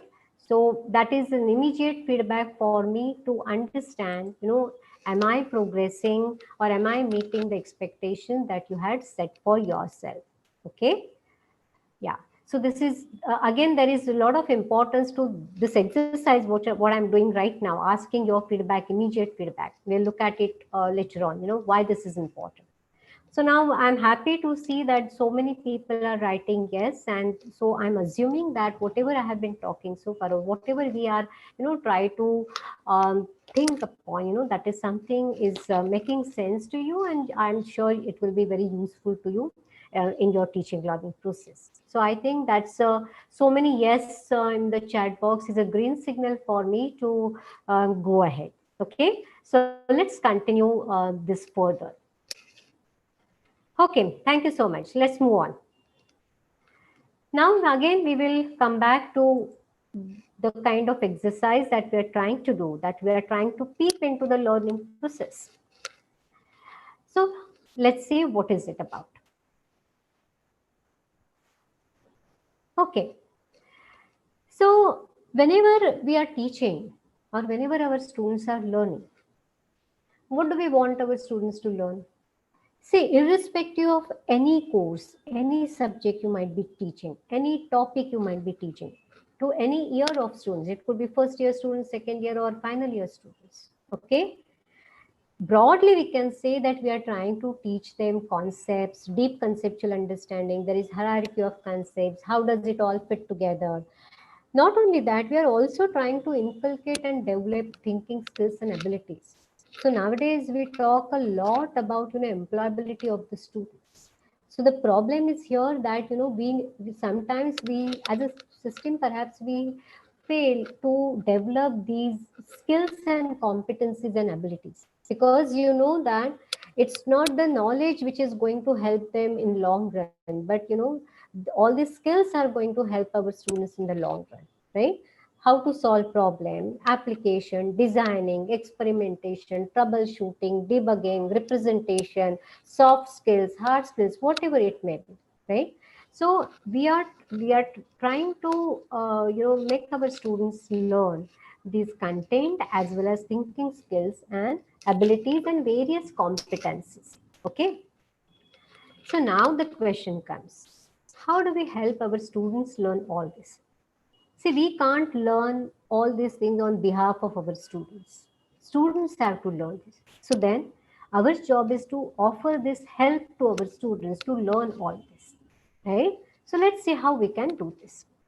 So again, I'm here to this blue slide, which is a activity slide, reflection spot. So think of one activity that you feel you excel at doing. It could be anything, absolutely anything. It could be dancing, it could be writing, it could be troubleshooting, it could be drawing, it could be coloring, it could be singing, it could be cooking, it could be anything. Write down your answer. You don't have to share it with anybody. You just write down these answers into your own books. You are having your notebook, pen and paper, right? So write down, pick up any one activity that you feel that you excel at doing, and write down that. It need not be related to your profession. It need not be related to technical skills and competencies. It could be absolutely anything which you think that you excel at doing. You don't have to give any justification also why you think you excel in that. Later on we will see what is the reason behind it. Okay. So first write down any one activity, pick up any one activity and write it down into your books. Okay. Which you think that you excel at doing this. We don't need any certification for that. It's your own perception, your own views about yourself. Okay. Write down your answer. I assume you must have written it down, right? Now, think about why you are so good at this activity. Write down top 3 reasons for your mastery in this activity. Again, you don't have to share this on chat box. You just write it down into your book. Okay. So you have picked up one activity, right? And that activity, now write down why you think you are good in that activity. Just write down whatever top 3 reasons you feel that you are good in that activity. What is the reason you think that you are good in that activity? Write down top 3 reasons uh, into your notebook. Okay. Okay, some people are sharing their responses on Zoom chat box. That is also okay, but it's okay not to share. You may keep yourself, your expertise. That's perfectly fine, right?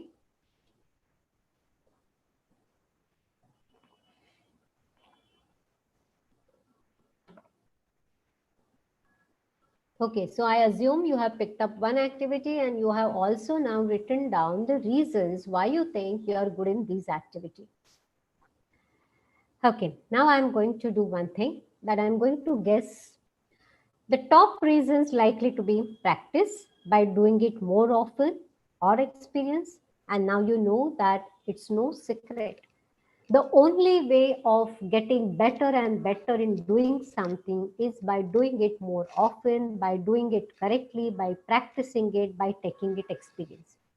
Am I right? People have written drawing. They are good in drawing. Why? Because they kept on, drawing many times. So there is a lot of practice that has gone behind it. So just by looking at the videos on YouTube, nobody becomes, a good painter or good singer unless you try to do it on your own. If you are good in cooking, it's not just simply by watching cookery shows that you have become good, but you tried something doing on that, right? So unless and until you have taken these experiences, you had did it many times, you have practiced it many times, there is no way we can become expert in that. I'm sure everybody agrees to this, right? Okay. So if that is the case, and if we want our students to move from being a novice learner to an expert in the domain, whatever may be the domain, right? So Do you feel that, you could have gained such mastery only by listening to lectures on the topic? I'm sure your answer is no.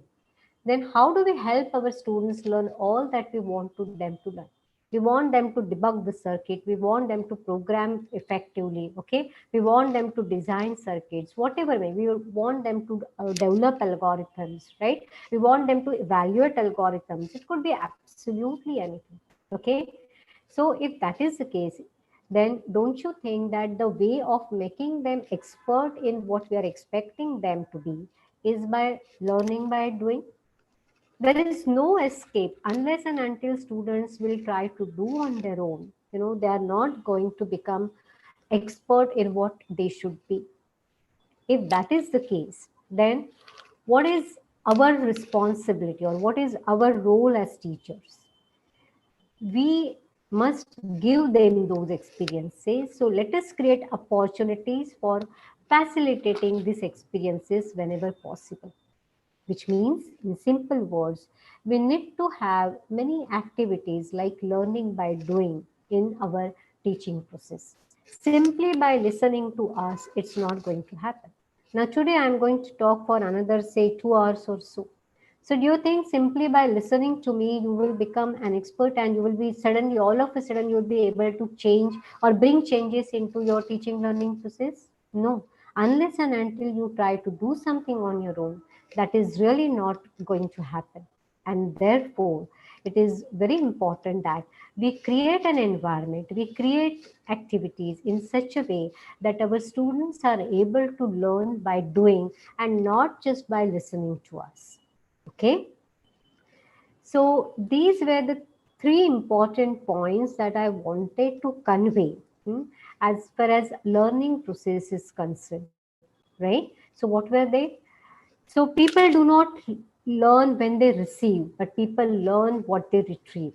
So just, by listening to somebody, I'm not going to learn. I need to get an opportunity to retrieve what I have learned, right? So we need to keep this thing in mind. As learners, we develop mastery through practice, that is by doing activities, okay? And as teachers, we must ensure that we provide our students with practice, sufficient and timely opportunities along with proper feedback, right? So this was the objective of my objective of peeping into this learning process to understand some very basic fundamental concepts which in a way perhaps are already known to us, right? It's not that something, these 3 points what I mentioned just now, not that we didn't know this, but perhaps now it's necessary for us to revisit these concepts, and more importantly, it is important to see how we can use these important lessons or important takeaways, into we could apply them into a teaching learning process. So to summarize what we saw, that that we are not, when we are teaching or when students are learning, it's not about individual concept, but what is more important is how beautifully students are able to create this network of concepts or knowledge, how they are able to organize their own knowledge. That is point number one. Point number two is about chunking, right? Chunking and context is very important when we are trying to make students learn, or anybody. See, I'm sure you all will agree to this, that whatever I said just now, they are not just applicable to our students, but they are applicable to us also. Next time when you are going to teach any new course and you are learning for that, you know that all these principles are going to be extremely useful to you in your own learning process, right? So these points what we saw just now, they are absolutely domain independent. They are not going to work only for X domain and they won't work for Y domain. They are domain independent principles, which are tested principles, and there is a lot of learning sciences principles and studies those have gone behind it, right? So, and as a teacher, the third point is we should try to inculcate or create opportunities which try to promote learning by doing. Okay. So these are the three important points that I wanted to convey across as far as learning process is concerned. And now perhaps, it becomes easy for us to mold our teaching process accordingly, right? So now we know, how how learning happens. Not that we know it entirely, but at least 2-3 important points we have revisited here. And now we will be able to design our teaching process in a better way. Let's see how we will be doing this. So now, having talked about this learning process, now it's time to now peep into this teaching process. Okay, so now let us try to focus on the teaching process.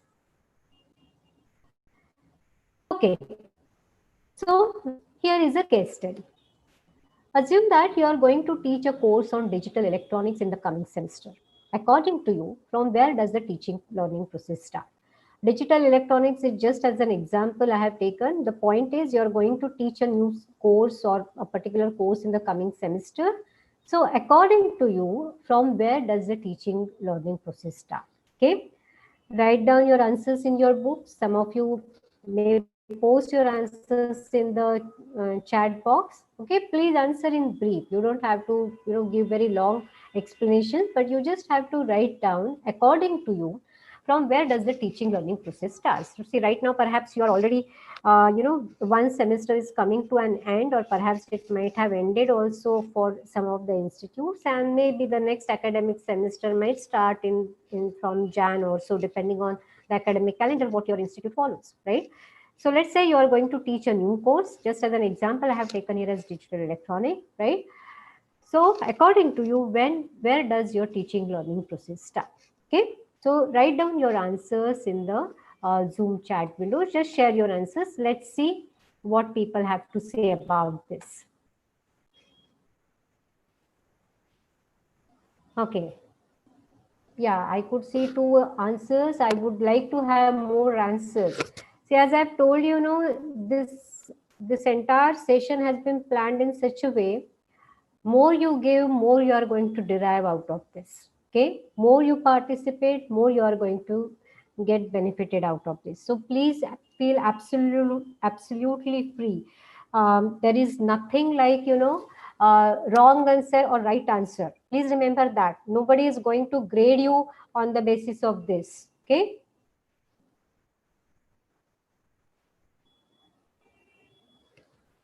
Let me have some more responses. Okay. Basics, course outcomes, number system, prerequisites. I'm reading out some of the responses. Prerequisites, okay, basics, objective, application of subject knowledge in the field of engineering and technology, okay. Yeah, see all these your answers, teaching plan, all their answers are simply, going to widen our perspective about this whole activity of teaching and learning. So please feel absolutely free. There is nothing like right or wrong answer. All these are very valid points. So for example, whatever has been said, responses you have submitted so far, none of them are incorrect. All of them are absolutely correct. But still we want to understand it in a more systematic way. That's all. The whole idea of this session is to put your thought process in a more systematic way. Not that, whatever I have been saying or what I'll be saying, what I have said and what I'll be saying. It's not that, it's something absolutely new or you haven't heard this anytime before. But what is more important is to have a very correct perspective about this. Okay, day-to-day experience examples, course handout, teaching plan. Right. Okay. Some more answers. Okay. I think we are briefing importance of the topic where it is applied in our life, right? Okay. So all these are relevant points. Now let's try to look at it through a different lens. Okay. Yeah. First, discuss why we learn. Okay. Planning proper teaching methodology. Okay. Fine. Okay, I think now let's come back to this presentation and let's see what is the point that we are trying to capture here. Okay.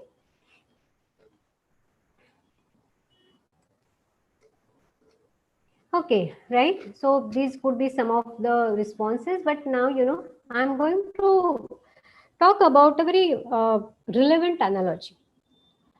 Assume that You are a group of civil engineers and you have been asked to build a bridge. Okay. So A says, let us build the bridge from wood. B says, let us build the bridge from steel. And C says, let us build the bridge from cement. Okay. This is an analogy we will be using to understand what exactly we are trying to see. Now see, this discussion, is it making sense? Yeah, you have been asked to you're a group of civil engineers, right? You have been asked to build a bridge. A says, let us build the bridge from wood. Somebody says, let us build it from the steel. Somebody says, no, let's build it from by using cement. So my question is, does this discussion make sense? Is it making sense? Is the discussion going in the right direction? Okay. Even though, I'm not collecting your responses, but I'm sure you all will, agree to this, that this discussion is not making sense. Is it making sense to decide from what the bridge should be made, even without knowing for what the bridge will be used? What is the objective behind using this bridge? Okay. So it is like asking whether a bridge should be built from wood or steel or cement, even without knowing what for the bridge is going to be used. Is it not very important to know what for the bridge is going to be used? What is the objective of this bridge? Okay. What is its function? What are we expecting out of this? Right. And then only it will make sense whether what should be the design of the bridge, how, what should be the material that should be used for this, and all other finer details.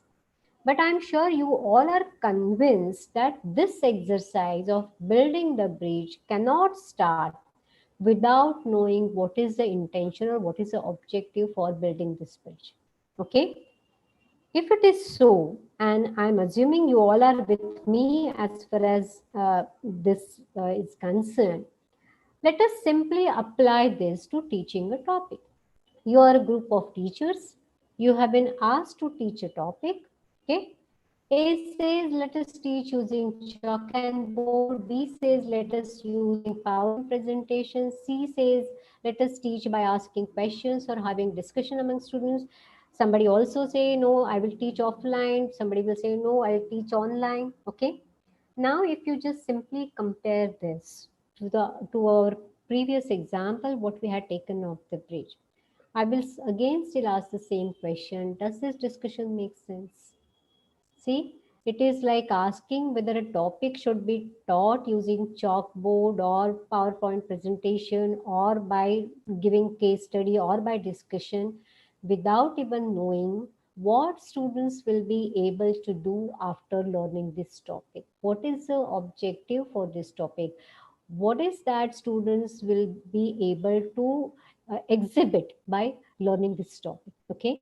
So if you are able to, relate this with the earlier example of the bridge, I think we are understanding the very, crux of the matter. The very important underlying point over here is that where does our teaching learning process start? Okay. So now we come to this point, how to design an effective teaching learning process. So it actually starts by answering the question, what is that students will be able to do after they learn a particular subject or particular course or a topic? Okay. So it's not about what is the syllabus, it's not about how I'm going to teach, but it is all about, it starts from what is that students will be able to do after they learn a particular subject or course or topic or whatever it may be, right? And so now perhaps you'll understand that actually teaching learning process starts much before we enter into our classroom. We don't teach when we enter into the classroom. Actually, we start teaching quite much before that, right? Okay. How do we do this? So this brings us to a very important concept in teaching learning or pedagogies, that is what we called as triangle of effective learning. Okay. This is a triangle of effective learning which talks about three important aspects of the teaching learning process as the three cornerstones or three vertices of this triangle. The very first thing is learning objective. What is that students should be able to do? Second is assessment, how to measure what students have achieved. Okay, and the third one is instructional activities, how to make students achieve the outcome. Now, believe me, irrespective of any course, program, or level of students, whether it's a school education or higher education or any professional education, we all are trying to develop our teaching learning process across this triangle, or along with this triangle, and these three important pillars of teaching learning process, that is learning objective, instructional activities, and assessment. Okay, so we will consider this as three cornerstones of teaching learning process: learning objective or outcome. See, I'm not going to go into details of what is the subtle difference between objective and outcome. Whatever is the terminology that you have been following, you may use that, right? I'm not going into those minute details in this session. Then it's assessment and instructional strategies. And what is more important to observe here on this slide, that all are interconnected. Okay, these are interconnected, three cornerstones of the teaching learning process. And for the next, I would say half an hour or so, we will try to understand, get more insight about this. Perhaps you already know some of these, but again, as I've told you, revisiting them will help us in bringing a more systematic approach in our whole teaching learning process. Okay, so again, a bit of digression because this is not my topic for today. But if you revisit OB, that is outcome based education, I'm sure people, again, the faculty who have been working on accreditation process are familiar with these terms. Outcome based curriculum, outcome based learning, teaching, and outcome based assessment. That is what precisely we are talking about, this teaching, effective triangle of teaching and learning. What students should be able to do, how to make students achieve the outcome. Okay, right? So what a teacher makes students to do to learn, and how to measure what students have achieved. So I have just presented this slide to make this point clear, that you might be looking at different aspects of your profession, of your teaching learning process, but ultimately they all are connected to each other. They are not in isolation. So in a way, whenever you are working towards processes like accreditation, it's all, the whole exercise, or the bottom line is to strengthen our teaching learning process so that our graduates are well equipped and fully ready or prepared for their journey ahead. Okay.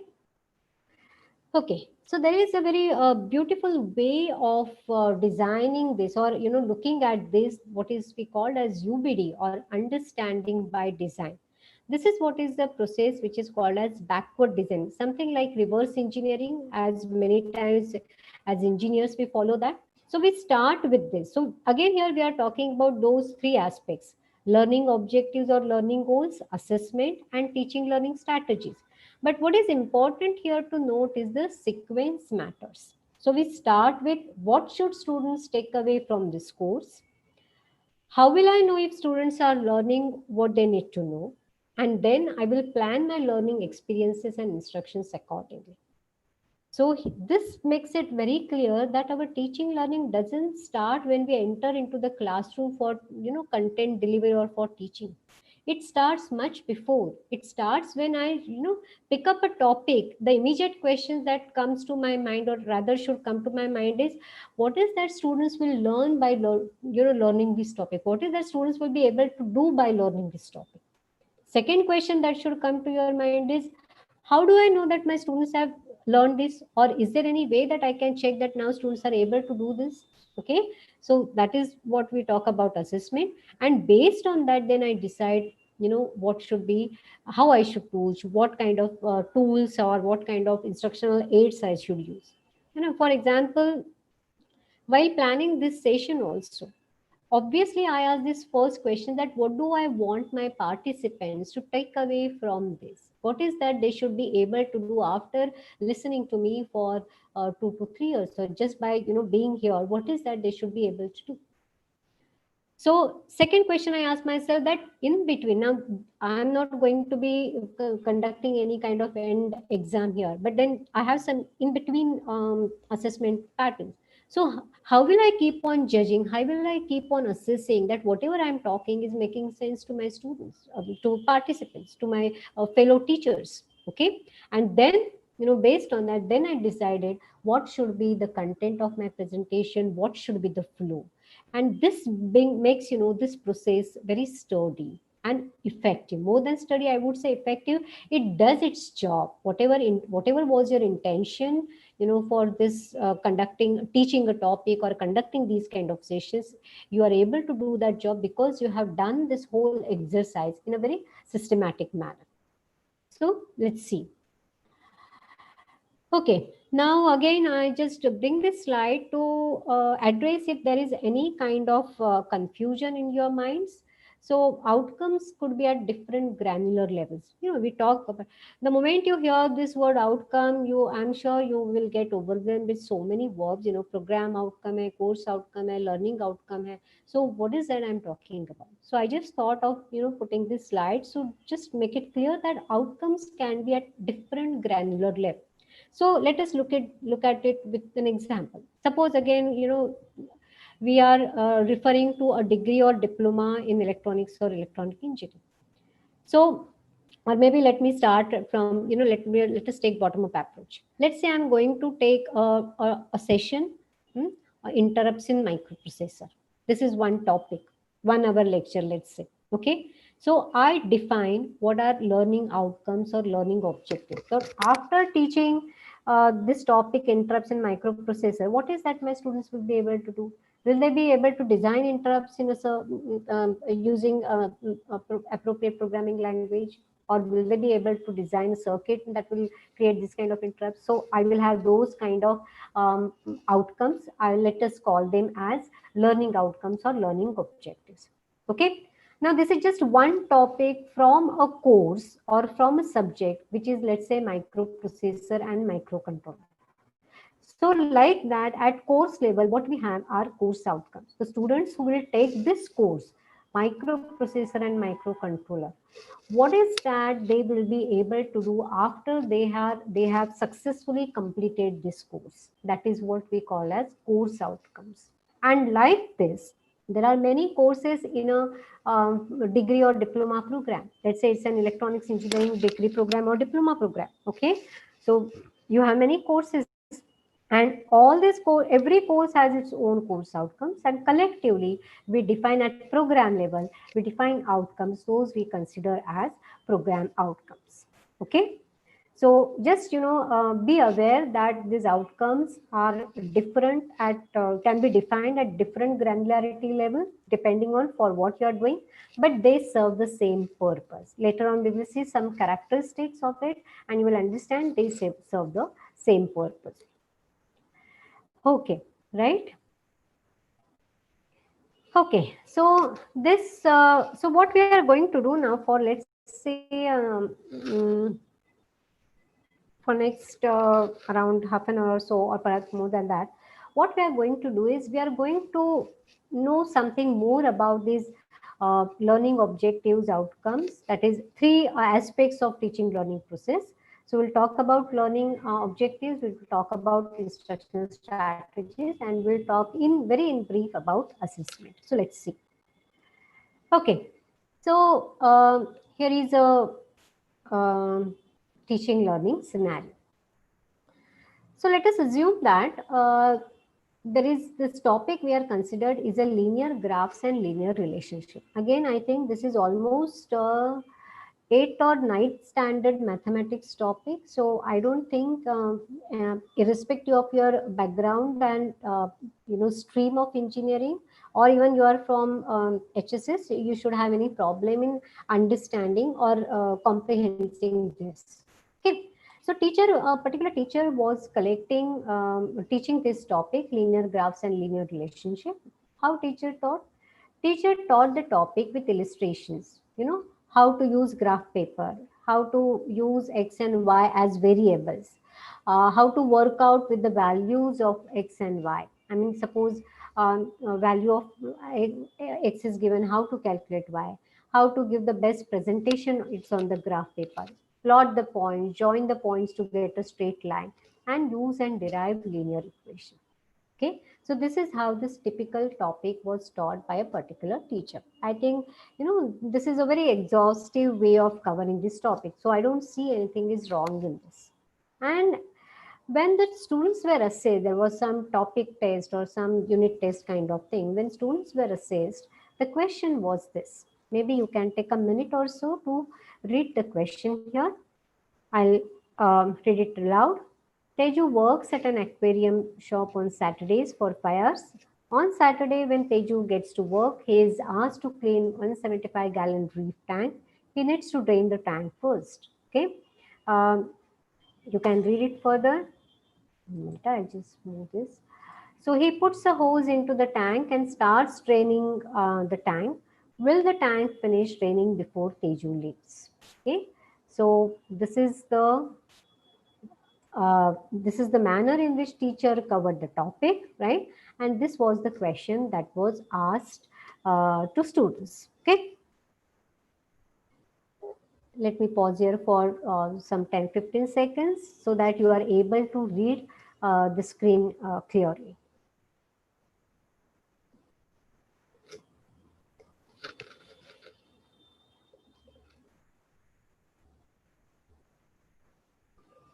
Okay, let's move on. I have a question here. I think that something is not really getting aligned.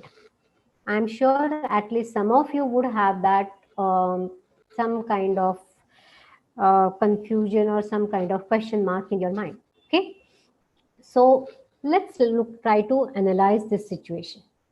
So what was students' level of learning? What all students learned when the teacher taught this topic?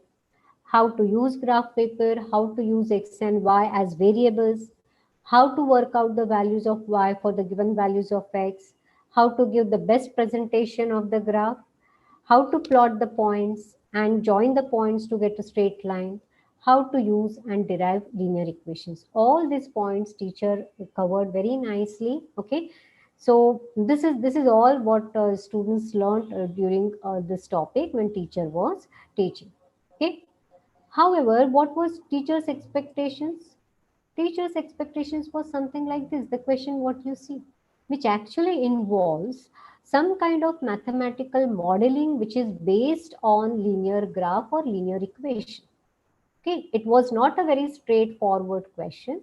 I mean, it was not as straightforward as simply plot these points, draw this line, that kind of thing. But the question is an intelligent question, good question. But this question involves mathematical modeling, of this scenario which is given, or the situation that is given to you. And unfortunately, that was not something was what students actually learned or they were trained in that. Okay, so therefore we see here that there is a need to align students level of learning and teachers expectations. Okay, please understand here, no one is at a fault. Teacher has taught it correctly or nicely. The assessment question on its own is also a very valid and good question. But there is some misalignment which is creating or which may create some kind of uncomfortable situation for students as well as for teachers. And the solution to this is, this happens because there wasn't much clarity or much thought given to define learning objective. So if the teacher would have defined this very clearly in the beginning, it said that what is that my students should be able to do after I have taught this topic.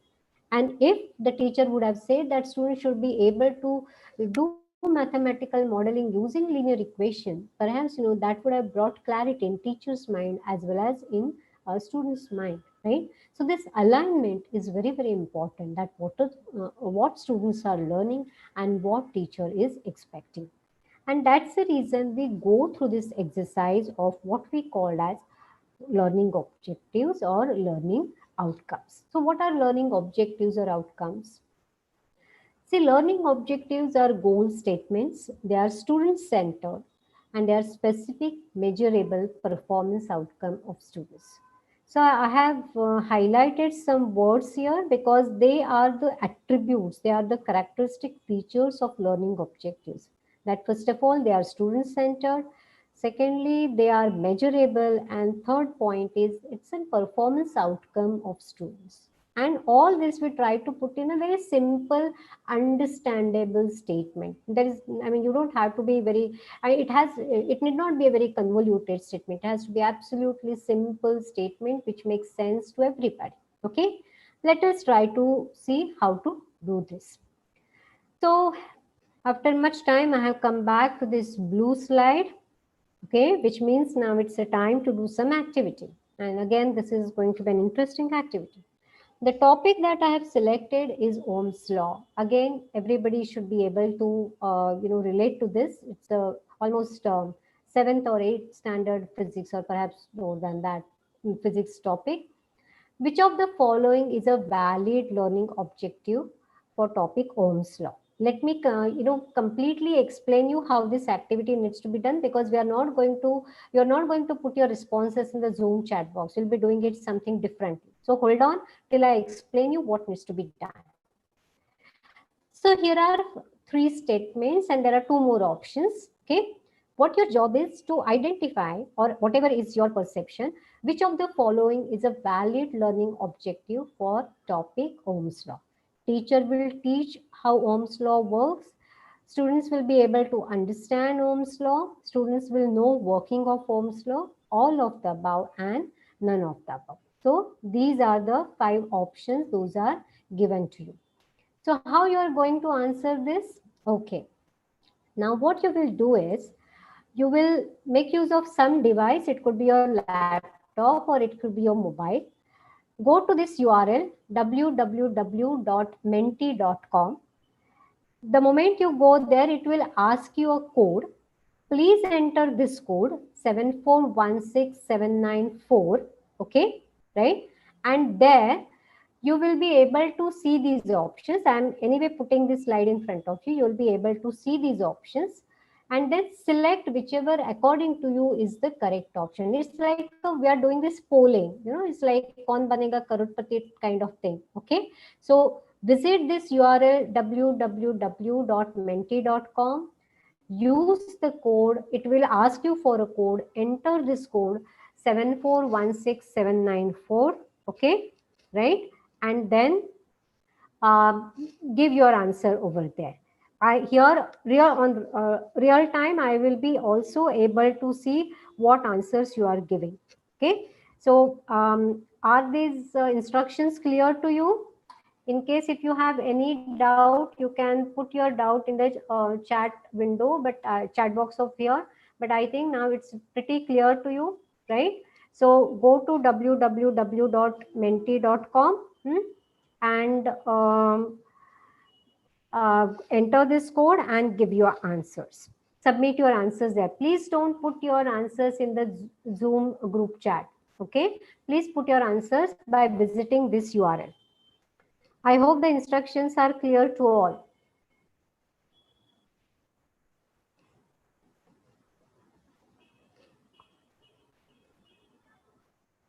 Yeah, on real time, I am trying to see, how people are responding. I'll be able to see that through using.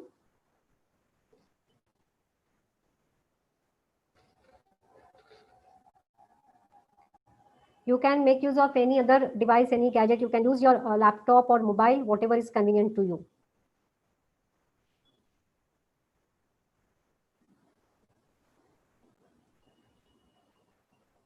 Let me see how many of you have responded so far.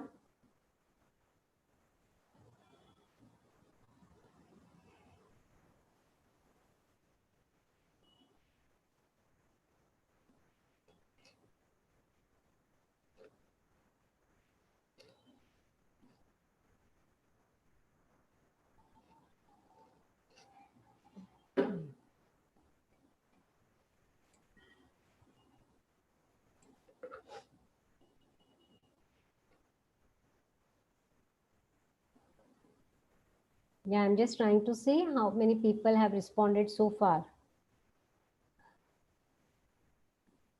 19 people have responded so far. I think we have 70 plus students.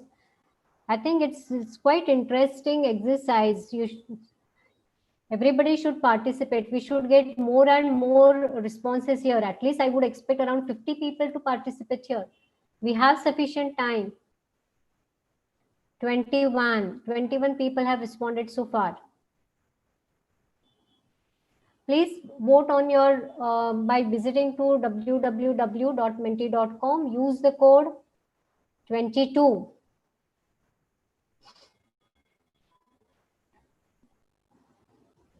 Keep on responding.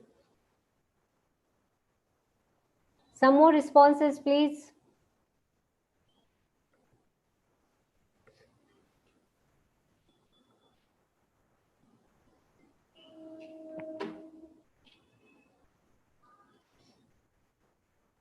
$22.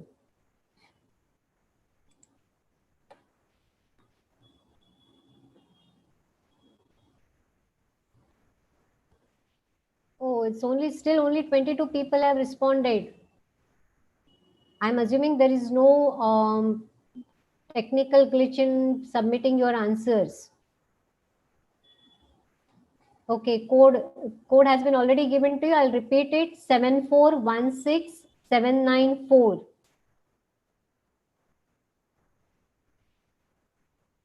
It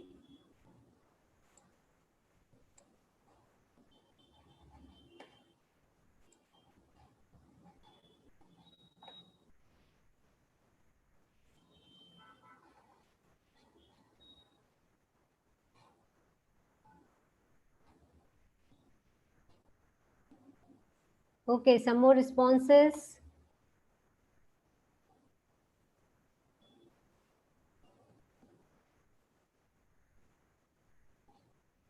I'll go back. Yeah, if the code is not, sorry for that. I just moved on to the next slide, because of which perhaps you were not able to see the responses. Are you able to see the responses now? Sorry, are you able to see the code now? Okay. 7416794. Okay, let me again go back. Okay, let me go back. Maybe I will wait for another 10-20 seconds for more people to respond.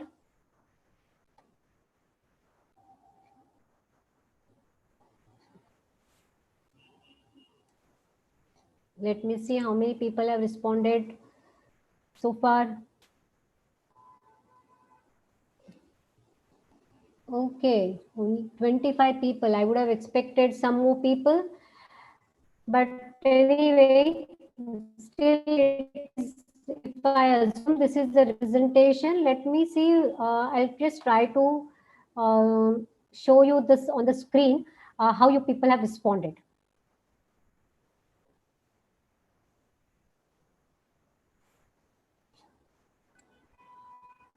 Are you able to see the responses of Mentimeter on the screen? Can someone just type yes or no?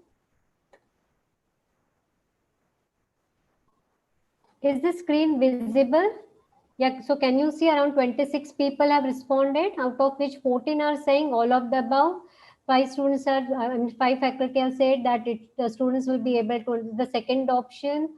Third option has been selected by 6 people, and last option has been selected by 1 person. Okay, fine. So I think irrespective of how many students are, how many participants are responding to this, we are still able to understand, get some representative idea about what exactly is the answer, what people think is correct. Okay, fine. So I'll go back to my presentation. So are you now able to see my presentation again? Can somebody just quickly type yes in the chat box? Okay, fine. Fine. Okay. Okay, so this was the question that was asked. Give me a minute, I'll just adjust my screen. Okay. So this was the question that was asked, that which of the following is a valid learning objective for the topic Ohm's law, right? Maximum people have selected this third one as the correct answer. Then I think the number is second, or then perhaps 4, and very few people have selected none of the above. Okay. Now let us try to delve deeper into this. Actually, the correct answer is none of the above. Why we say that the correct answer is none of the above? Because these statements are not student-centered, they are difficult to measure, they are not specific. Let me explain. Let me go back to what were the 3 characteristic features of learning objectives that we have seen. We said that learning objectives are simple goal statements which are student-centric. Okay, which means it's not about what teacher will do, but it is about what students will be able to do after learning that topic or course or program, whatever it is. Okay, so the first one, teacher will teach how Ohm's law works, is not a, certainly not a learning objective, because it is just talking about what teacher will do. We need to know about what students will be doing, right? So therefore first one is definitely not a learning objective. Second one, students will be able to understand Ohm's law. See, remember, learning objectives need to be measurable. We should be able to measure it. Now, understand, to know, all these are very vague terms. Why we consider them as vague terms? Students will be able to understand Ohm's law. Now, understanding could mean or could have different interpretations for different people. For some, it may mean that understanding Ohm's law is able to write down the formula for Ohm's law. For some, it will mean that understanding Ohm's law is able to write down the definition of Ohm's law. For some, it may have the impression that understanding Ohm's law means that I should be able to solve a numerical which is based on Ohm's law. So are you getting what I'm trying to say? This is not a very specific, this does not bring clarity neither in students' mind nor in teachers' mind that what exactly is expected out of it. And again, go back to our very previous example that we took of bridge and all that. So what is important? The objective has to become clear. What for this whole exercise is happening.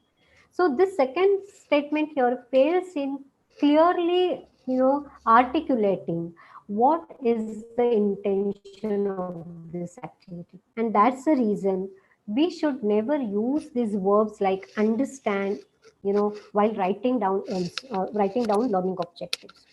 The third one, the same situation is with the third scenario. Students will know working of Ohm's law.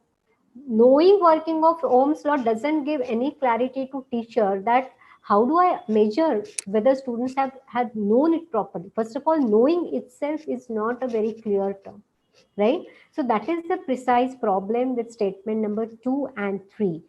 Although they have been written from students' perspective, they do not bring clarity, sufficient clarity exactly what is getting measured, what outcome or what performance is expected out of students. Are students expected to solve a numerical problem? Are they expected to design a circuit using Ohm's law? Are they expected to carry out or, carry out an experiment to prove Ohm's law? It's not becoming very clear. And that's the reason, none of the above are, statement number 1, 2, and 3, we cannot qualify them as learning objectives. Okay. So I think perhaps, this example would have made it clear to you that what is exactly we are expecting in learning objective. Okay. I can just see somebody is annotating the screen. May I request the participants to refrain themselves from annotating the screen? 1 minute, I will just, I'll just clear the screen. Yeah. Okay. Fine. Okay. Now here is immediately next exercise. Let us see how much we could understand from the previous slide.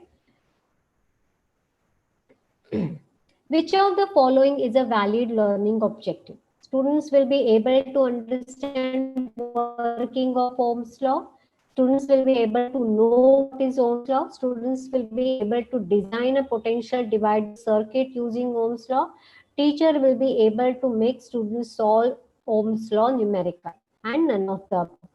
Whichever according to you is a valid learning objective, please put that number in the Zoom chat box. Okay, you could see the sign of Zoom chat box. Okay, so now put your answer in the Zoom chat box. Just write it down. Just select the number. Okay.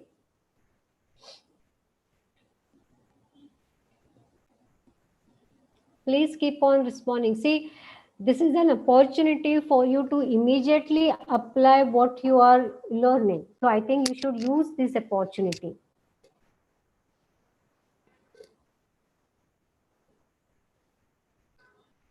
Okay, so I could see more number of people writing number 3. Still, there are some people who have written down 1 as the first, 1 as the correct learning objective. There are some 2s, 4 new messages. Let me scroll down further. Okay, so there are still, I could see some 1, some 2, but I would say here that there are maximum 3. Occasionally there are number 4 also. So which means now here it's giving me an indication that I further need to make this point clear. Okay. Okay. Students will be able to understand working of Ohm's law. I think just 2 minutes before we discussed that why we should not make use of words like understand while writing learning objectives, because it doesn't bring clarity to us as well as to students. Okay, so therefore, we should refrain ourselves from using this word understand. So it's not just the use of word. You look at the mental process. What happens? Your understanding has a different notion, different meaning for different persons. So, for example, there are 74 participants right now. If I ask every individual, what is your meaning of, or what is your interpretation of understanding working of Ohm's law? I'm sure from 74 people, at least I'll be able to get 25 different answers. And that's not something which we want. We want absolute crystal clear clarity what for this exercise of teaching is happening, what is that students are learning. Okay, and that's the reason first one is certainly not the learning objective. Students will be able to know what is Ohm's law. Again, same problem. That's the reason even the second one also doesn't qualify to become a learning objective. Students will be able to design a potential divider circuit using Ohm's law. Now, don't you think that there is very crystal clear clarity in this statement? It's a design activity which is expected from the students, designing of a potential divider using, Ohm's law. So it's very clear in teacher's mind that what for I'm teaching. It's very clear in students' mind after learning this topic, what will be expected out of us. And this clarity is very important to avoid unwanted situations which arise because improperly designed teaching learning process. Okay. And I'm sure fourth one is certainly not, simply because it's a teacher's strategy. It's not about teacher will be able to make students. It's all about what students are going to do. And therefore, if we look at these all statements over here, we will understand that this one is the correct answer, that students will be able to design a potential divider circuit using Ohm's law. Okay. So I think, I did not spend too much time on this, but there is a very systematic way of writing learning objectives which has been defined by revised Bloom's taxonomy, right? So there are lower cognitive levels, lower order cognitive levels, higher order cognitive levels, which we call as HOTS and LOTS. So right from remember, understand, apply, analyze, evaluate, and create, right? You can write down learning objectives for all different cognitive levels. And please understand that it's not necessary that in a particular topic you should be able to write down learning objectives for all the 6 levels. It depends on the potential, the topic, and the positioning of the topic that it has. So this is a green slide which perhaps might be useful for you when you use your you use this for writing your learning objectives. That what kind of action verbs. See, ultimately, after learning, students are expected to carry out certain action to prove that they have learned it, right? So therefore, these action verbs are very important. See, we are not going to peep into students' brain to see how much learning has happened. Students need to do something to prove that they have learned it. That's what we do in assessment. Okay. So therefore, here you will be able to see that these verbs help you in systematically writing learning objectives. I have one more slide which will try to explain you that how do we move from syllabus to learning objectives. So let's say in today's class, I'm going to take this section, some 7.2 from some textbook. Okay. Now, what do I do further? So from content to syllabus. So content, see, normally what you will find in the syllabus, the main concepts or main topics will be written: current, voltage, Ohm's law, series and parallel circuit, power calculations, etc. and so on, right? With the help of this, I need to come up with this exercise of writing learning objectives that may be something like this. Students will be able to define current and voltage. They will be able to state Ohm's law. They will be able to apply Ohm's law to calculate current given in voltage in series and parallel circuits. Okay, they will be able to analyze circuits and so on. Right. So now this brings absolute clarity in your mind as well as in students' mind as compared to this, because otherwise there is an ambiguity here. Okay. Okay. So what some do's and don'ts that you should follow, we have already discussed this, so quickly I'll show you this. So what we should avoid, writing down something like understand Ohm's law, visualize working of Ohm's law, know how Ohm's law works. Okay, we should also not use teach Ohm's law, show simulations. Why?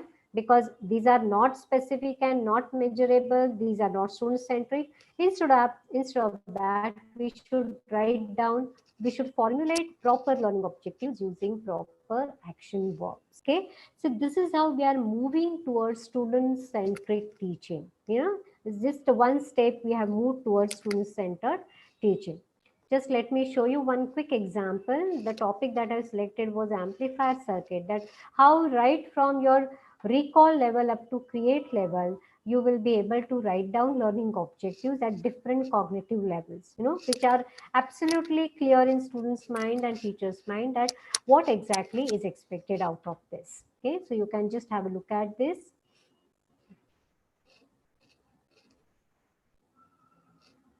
Okay, so again, there is a feedback time for me. Is this talk making sense so far?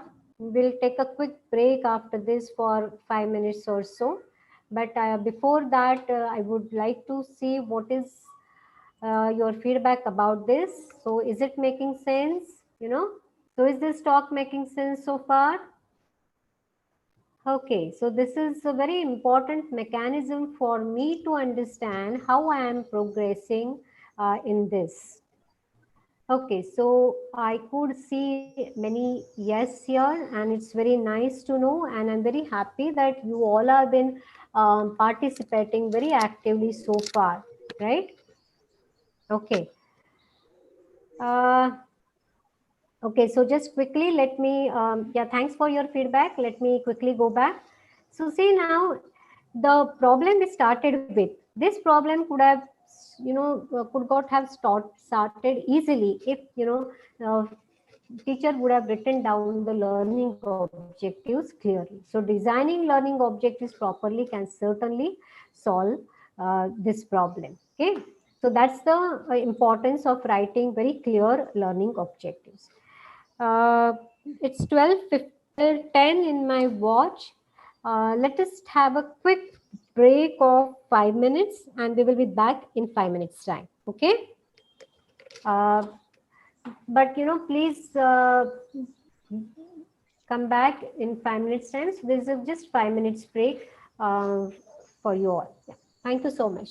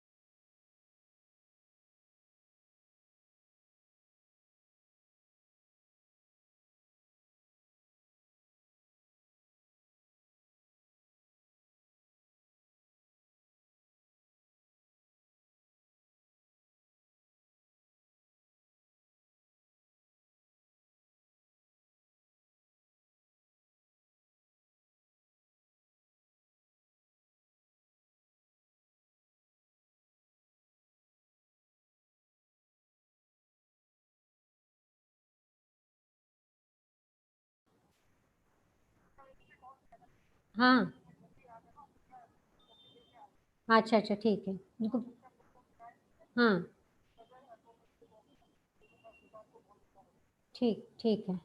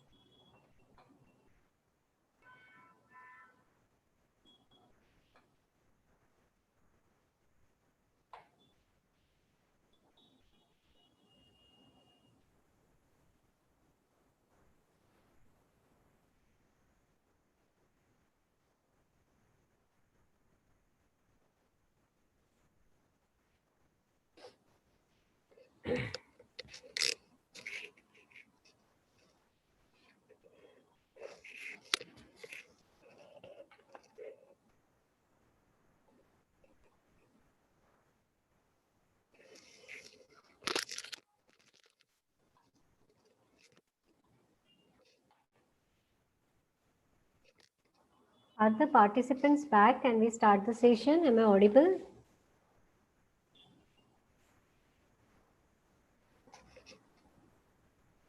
Okay, so should we go ahead? Okay, fine. Okay, so let's start. Right. So now coming back to this triangle of effective learning, we spent some time in understanding learning objectives and outcomes, and it was necessary to talk about it right in the beginning because that's a starting point for us. Okay. Now we spend some time in understanding about assessment.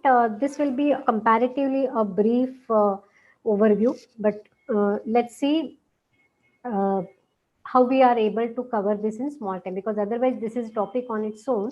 So at least we will try to touch what are the issues related to assessment when it comes to designing effective teaching learning process. Okay, so let's move on.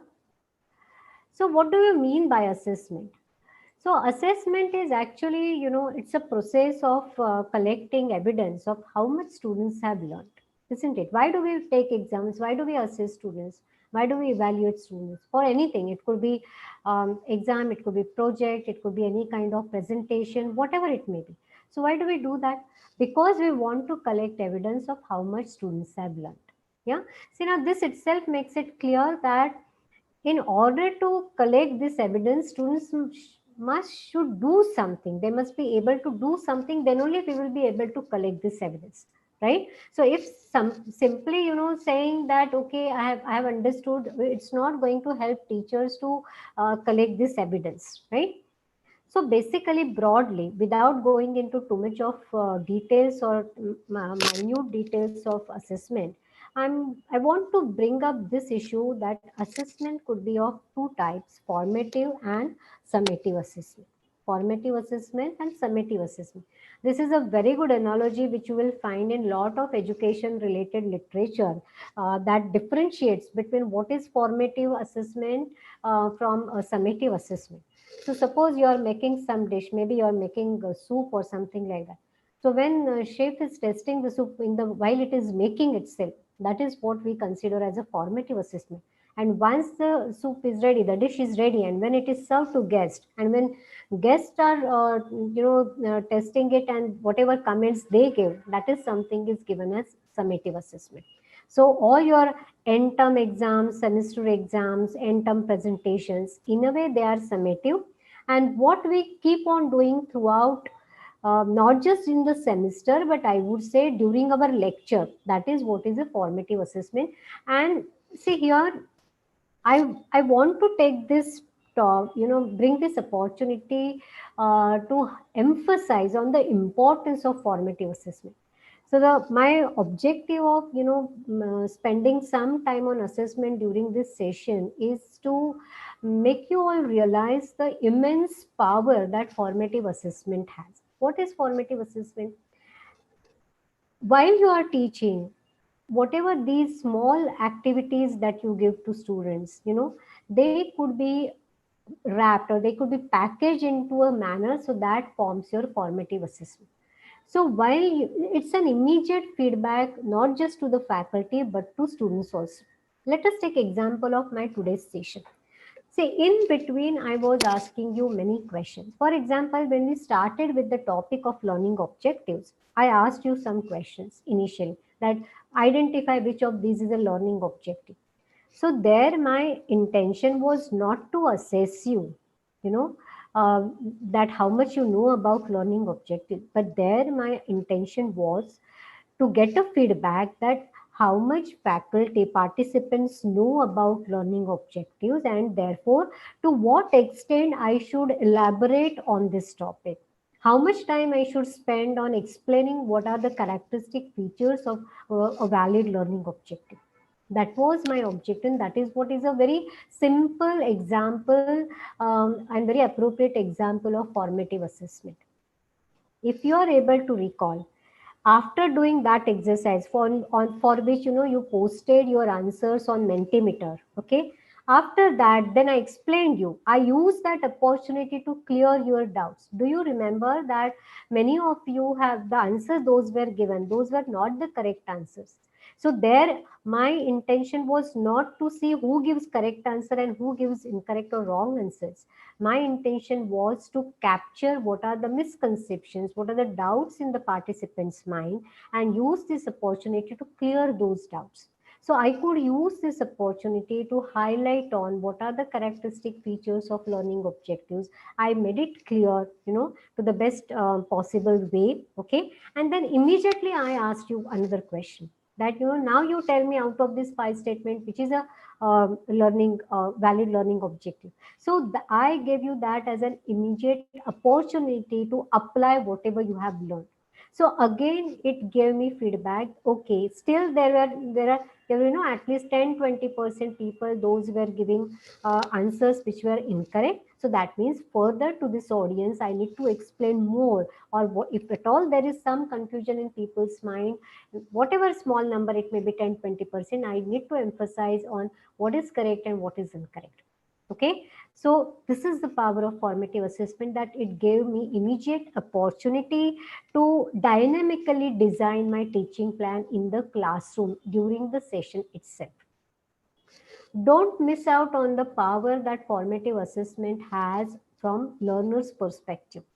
See, if I wouldn't have asked you this question, whatever misconceptions or some confusing points or confusions, whatever you had in your minds, they would have stayed there itself. See how many times we ask in the class and we ask these questions, we explain a topic very nicely, very thoroughly. We ask this question, have you understood? I'm sure 90% of the students in the class will nod their head like this. Now you are it's left to your interpretation. Whatever you want to interpret from that, you can understand. Whether they have understood or not, it doesn't become clear to you. Why doesn't become clear to you? Because that didn't give students also the opportunity to judge themselves or self-assess whether they have understood the topic correctly or not. I am 100% sure if I would have, after explaining learning objectives, if I would have simply asked the question, have you understood learning objectives? Just post your answer yes and no in the chat box. I am sure that there would have been maximum yes answers, very, no, very less amount of no answers. Okay. But still, many of you would have, just stayed with those confusions, whatever you had in your mind. But since I asked you a question in this during the session, that question served as an immediate opportunity for you to apply whatever you have been learning about learning objectives. Okay, so please understand, formative assessment has double potential. It not just helps teachers to immediately, change or adapt their teaching way, or the depth to which the topic should be taken. It gives an opportunity to teachers to understand general misconceptions what students have in the class, and more importantly, it also gives an opportunity to students to immediately apply the knowledge whatever they have been given, and without which they are also not able to comment very confidently or clearly that whether they are understanding the topic and correctly or not. Okay, so please try to make use of formative assessment into your delivery mechanism as and when possible. It not just see it, it also keeps the class interactive. Otherwise, if I have to talk for last 1.5 hour continuously, I am sure anybody at your place would have got bored. So this is also an opportunity for you to make your sessions more and more interactive. And believe me, students also love this kind of interaction. So they will be also very happy to participate into these kind of activities. Another point that I want to highlight related to assessment is coming here on these next 1 or 2 slides. So let us revisit the teaching learning scenario. Now we are quite familiar with this. Yeah. Topic linear graphs and linear relationship, how teacher taught, what kind of question that was asked. Okay. And we also realized that there was some problem because the learning objectives were not defined clearly in the beginning itself.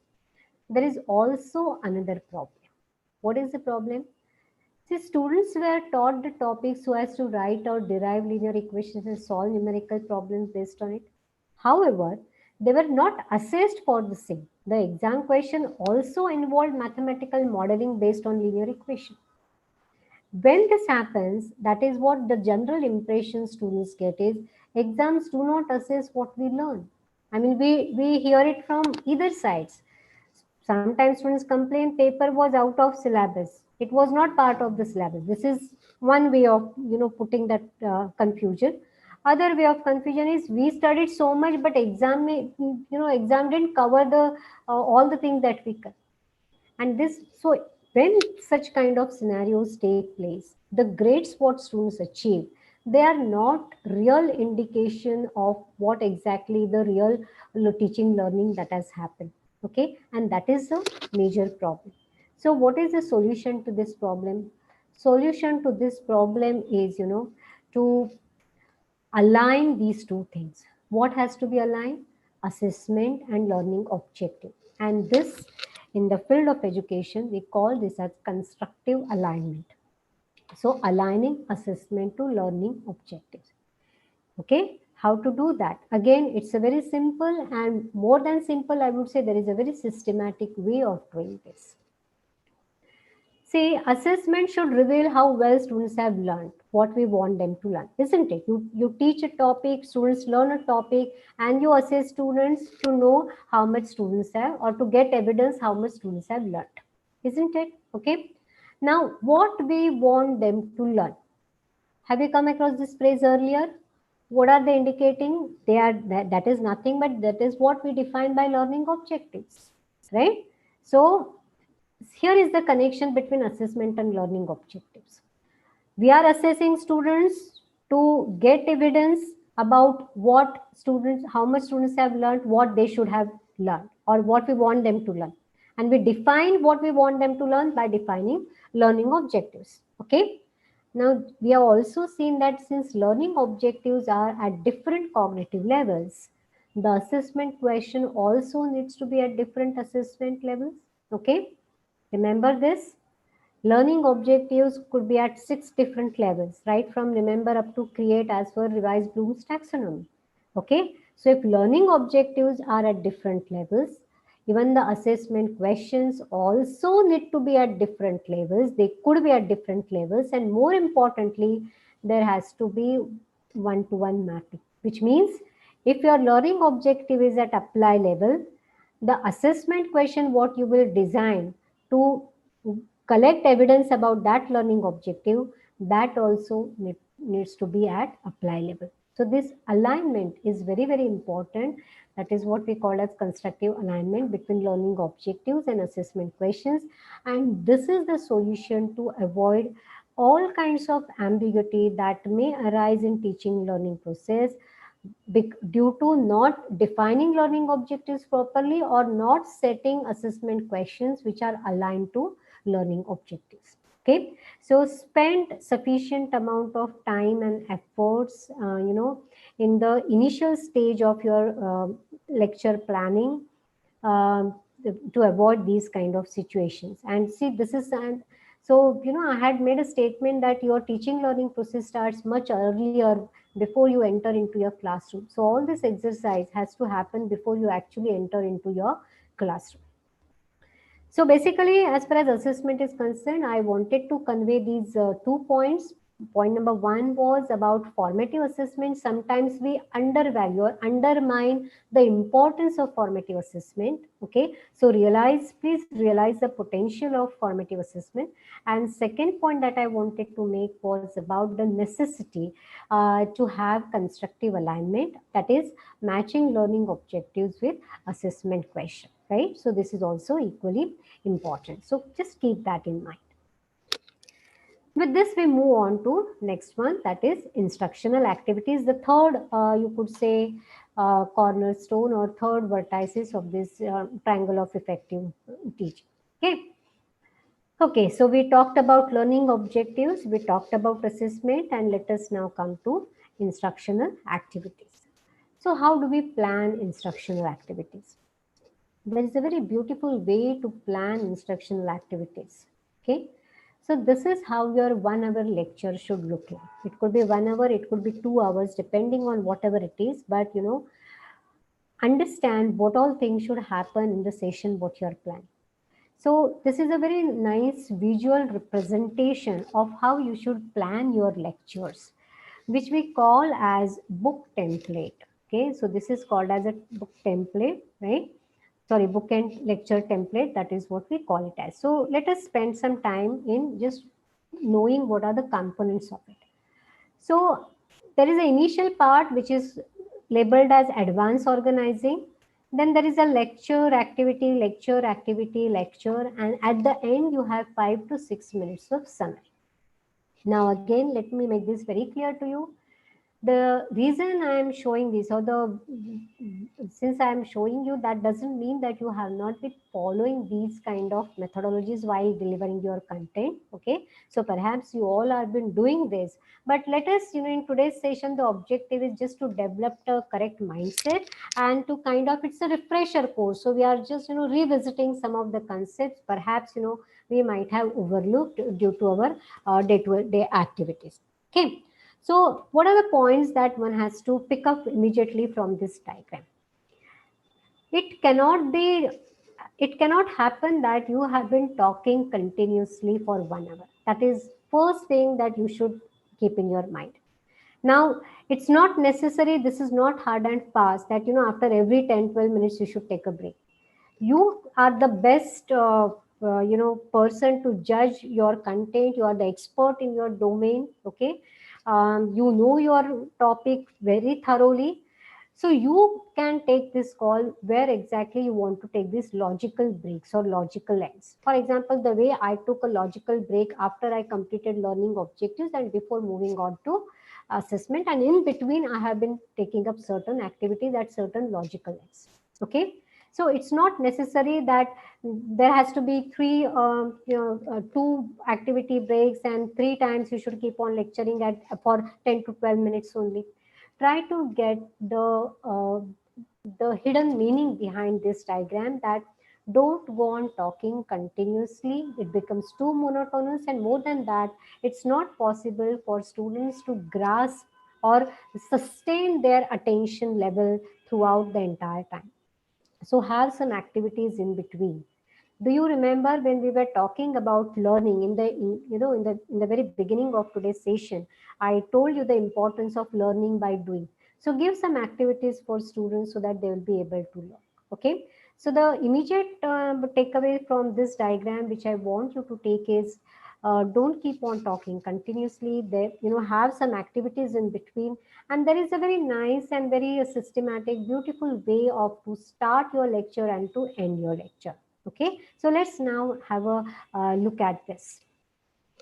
So as we have already seen, there is an advanced organizer, the lecture, then there is cognitive processing activity, lecture. So, keep on interleaving these things between your actual uh, content delivery and the activity time that you give to your students. And at the end, there is a summary processing activity. Okay. So we have come to this blue slide, which is asking you a question. So according to you, what is the objective of advanced organizing?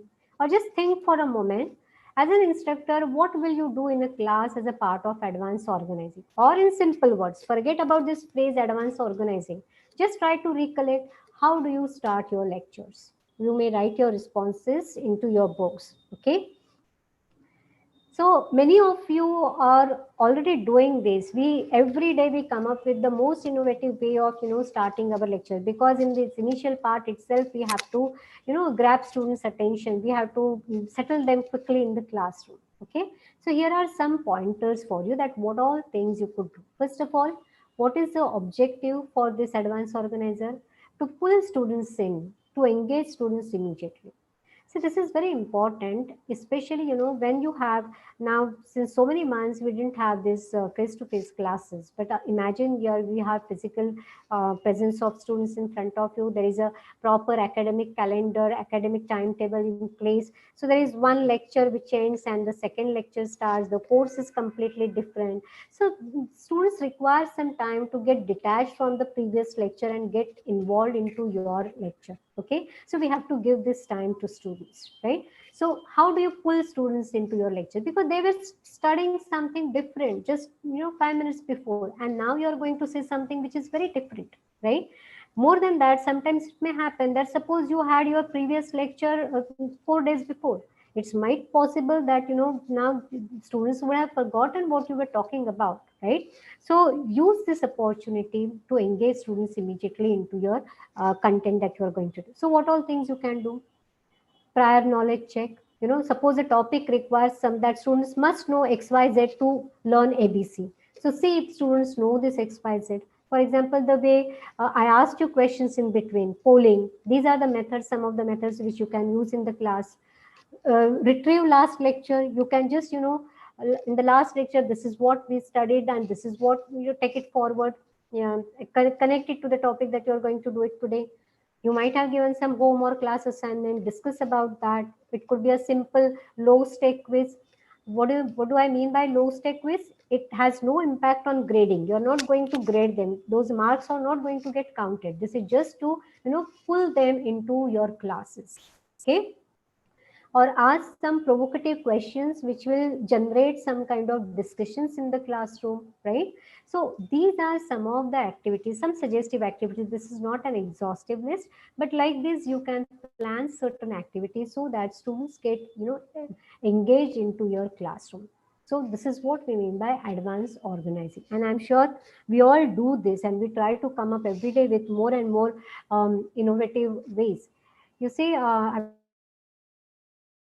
my personal experience tells me if your lecture is, let's say, early morning or 8 to 9, whatever timings you have, and suppose if you have a post-lunch lecture, I'm sure everybody must have experienced that you need more efforts to bring students because they are also tired at the end of the day, right?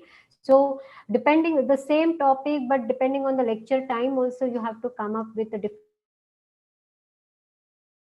So this is what we mean by advanced organizing. And I'm sure we will discuss some more ways of to help you in becoming more and more creative as a teacher in your classrooms. Okay, so Let me just connect to this. Connect to what?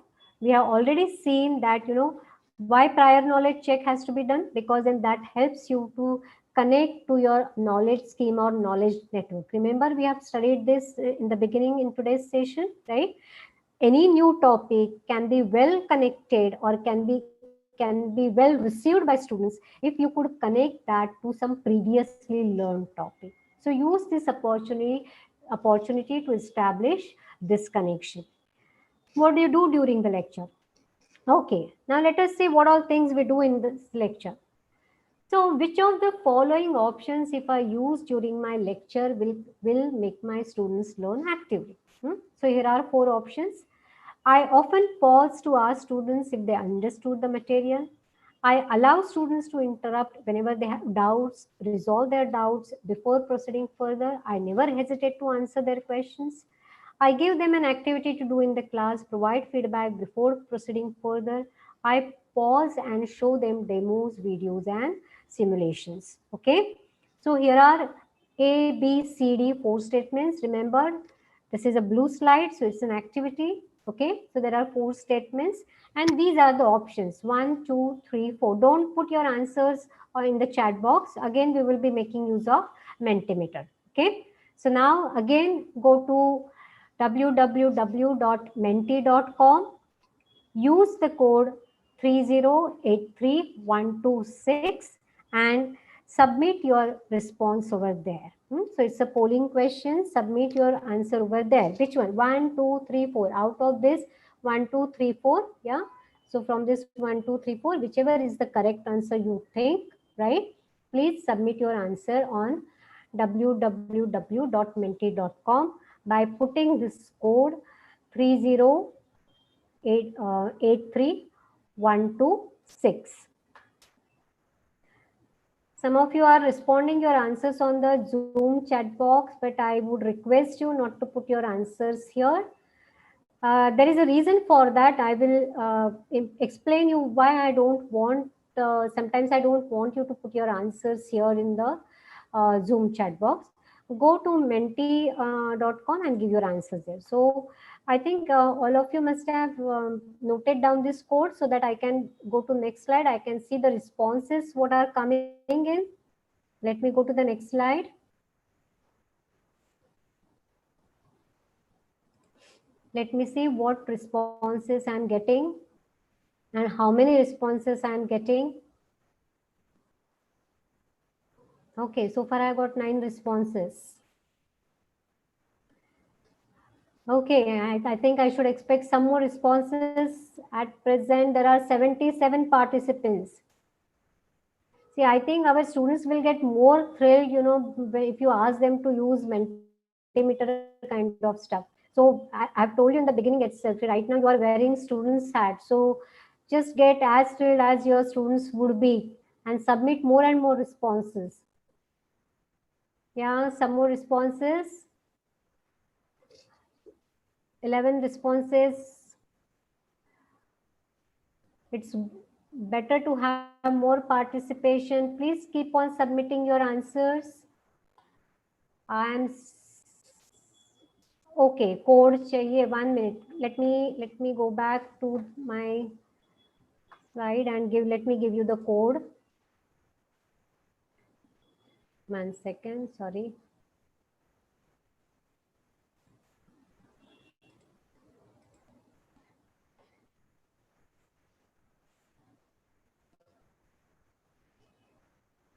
Is the code visible now? Yeah, somebody has posted it. Thank you so much. Thanks, Chandradeepa, for posting the code for everybody's benefit. 3083126. Okay, so now I think I should be able to see more responses.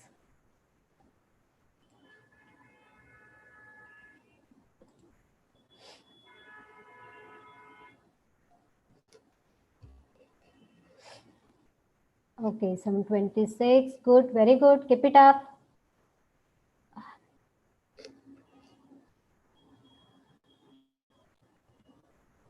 Okay, so let me share this screen with you so that you will be able to see what has been the responses of from the participants.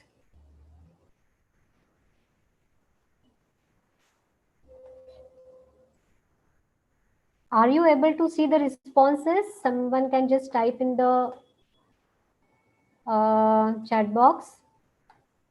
Okay, right? Fine. So as you could see, around 26 people have submitted their responses, and maximum people are thinking that, or they have responded that all of the above is the correct answer. Okay, so just to connect, this is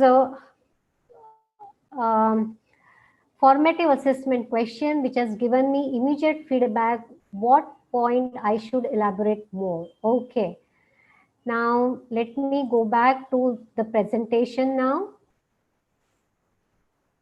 Okay, yeah, so let us come back. So this was the question that was asked. Yeah, so we are back from polling and we are back to the discussion. So this was the question that was asked. I often pause to ask students if they understood the material. I allow students to interrupt whenever they have doubts. Okay, right? See, the correct answer is 2, which is C only. You might get surprised because all of the above was the answer which was given. Let me explain why. I often pause to ask students if they understood the material. You all have been teaching, right? And from your teaching experience, you will be able to tell me what happens when you ask these questions in the class. Is it not that 90% of the students will nod their head to give you that impression or illusion that everybody has understood the material? The way I said today, while teaching with, while we were discussing learning objectives, if I would have asked this question, is this concept of learning objective clear to all of you, or whether you'll be able to write learning objectives now? And if I would have asked you, here I won't be able to see you nodding your head, but if I would have asked you to write your responses in the chat box, I'm sure I would have got 90% people responding that they have understood, but which wasn't the case because we had to spend some more time in clearing the confusions or the muddy points. Okay, so what happens is this is what happens with passive learning, that students simply nod their head because they are really not able to judge themselves. Second point, so therefore the first one, we will not really say that students are learning actively when you simply ask the questions if they have understood the material. Second point, I allow students to interrupt whenever they have doubts, resolve their doubts before proceeding further. I never hesitate to answer their question. Now we need to understand one very important point here. Just try to recollect your class experiences. Who are these students who ask you doubts? Is it not that those handful of 5-10% of students from your class who ask you doubts in every lecture? Do you get questions for almost 80% of the students sitting in your class? I'm sure the answer is no. It's always those 5-6 students, or 5 in terms of percentage, hardly 2 to 3% of students who are anyway very self-motivated, and they will keep on asking you the questions. No doubt sometimes their questions are beneficial for others also when you answer them, but that still doesn't solve the problem that there are some students who have not understood, but they are they shy away in the class from asking the questions. Again, putting here my personal experiences, in the classroom students won't ask you questions, but suppose if you are taking lab experiment, conducting some lab for those students where the lab's batch size is hardly 20 in 18, same student, those students who otherwise don't open their mouth in the class, they will come to and then they ask the question because they feel comfortable over there, not asking entirely in front of the class.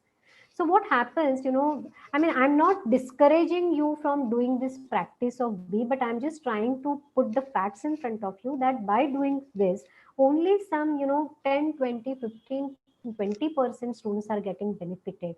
The others are not. And our objective in active learning is to at least 80 to 90% of the students should get benefited from the teaching learning process which is happening in the class. Okay. And therefore, the point 3, I give them activity to do in the class, provide feedback before proceeding further, is more helpful in bringing out more quality into our teaching learning that happens in our classrooms.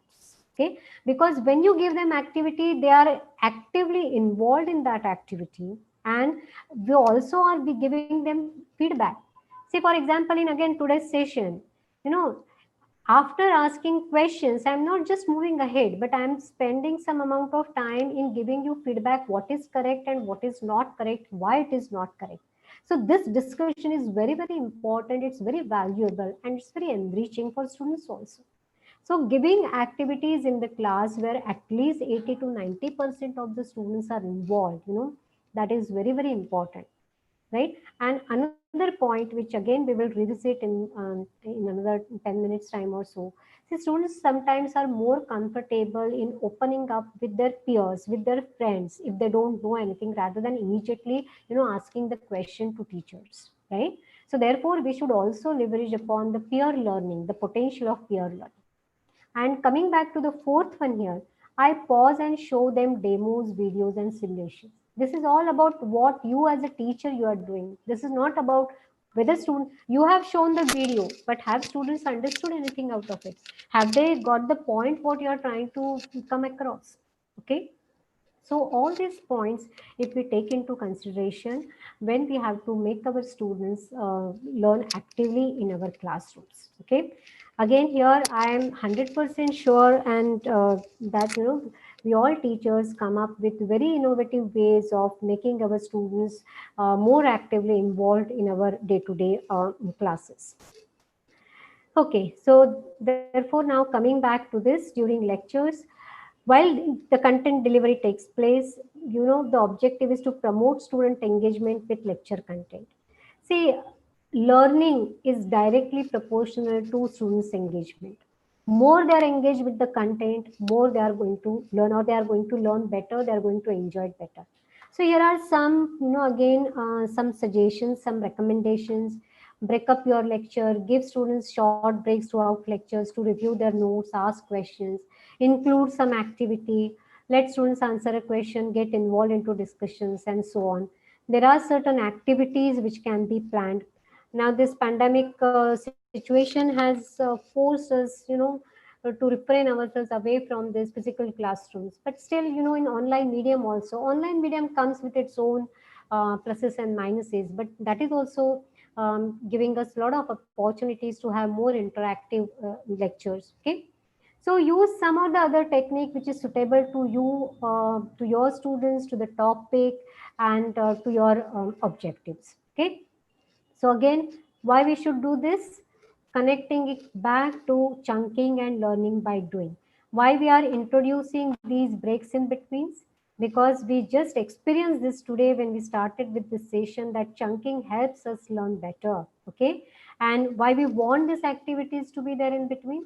Because we know that the way to become expert or to move from novice to expert is, giving opportunity to our students to do activities in the class and wherever possible.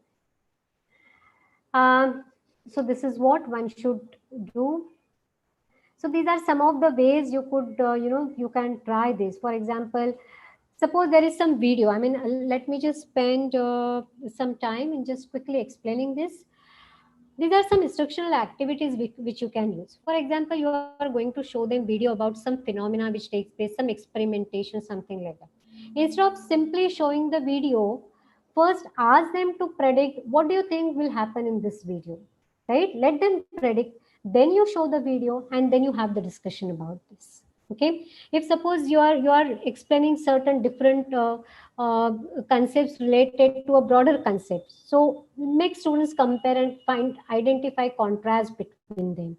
Give them opportunity to retrieve what has happened maybe in the previous class or in the previous interrelated course that they have studied. Refer to multiple representations. Multiple representation means, for example, in case of linear graph, writing mathematical expression is one way of representing it. Showing it graphically is another way of representing it. Writing a textual matter or explaining that verbally and textual matter is another way of representing it.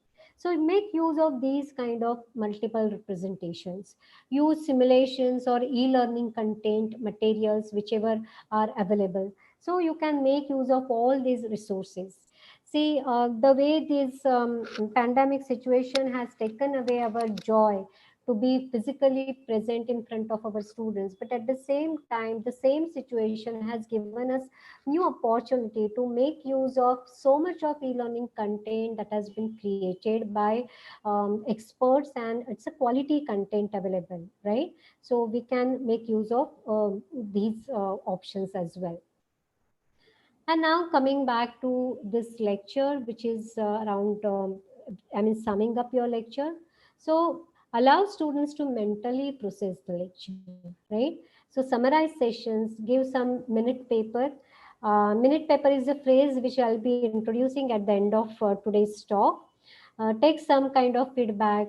So just don't abruptly stop the lecture, or to be more clear, I would say don't keep on teaching till last minute, till the bell rings, Uh, I'll keep some last 3 to 4 minutes to summarize what has happened. That helps students in creating an overall impression into their mind that what all things happened in their classrooms. Okay, what happened in the today's class. So, see, again, it's let me share my personal experience that many times we feel that students are able to understand one particular topic very clearly. They do excellently. But when that topic is, when the questions are coming from 5, 6, 7, 8 different topics together, then they get jumbled up because they are not able to relate one topic with another topic. So therefore, at the end of session, if you are about to complete a particular small module or small topic, you may, try to put this bigger picture in front of them, that this is what overall we are trying to see, and out of that, this is what we have completed. So it's like, map, that this is the whole thing that we have to cover. This much is the ground to cover, and right now we are here. This is what we have completed as far as syllabus or whatever your planning is concerned. So we may think that these are very simple activities, but sometimes there is a lot of potential in these simple activities. It tries to help you in creating a better knowledge organization structure in your mind, right? So I'm sure these kind of inputs might help you to make your teaching learning process more enriched into your classrooms. Now the questions comes, why to do all this? The reason is, however diversified background of institutes, departments, program, courses and students we may have, the most common challenge everybody faces, when I say everybody, it is not a regional phenomena, it's a universal phenomena. Every university, even abroad, everywhere we face this problem, how to keep our students engaged with the content in our classrooms. And the answer is that we should move towards active learning. Involve your students actively into your learning process. Try to move them from being a passive listeners to active learners in the classroom. So what is active learning? Where students go beyond listening or copying of notes, execution of prescribed procedures. Instructor designs activities which requires majority of the students to talk, write, reflect, express their thinking.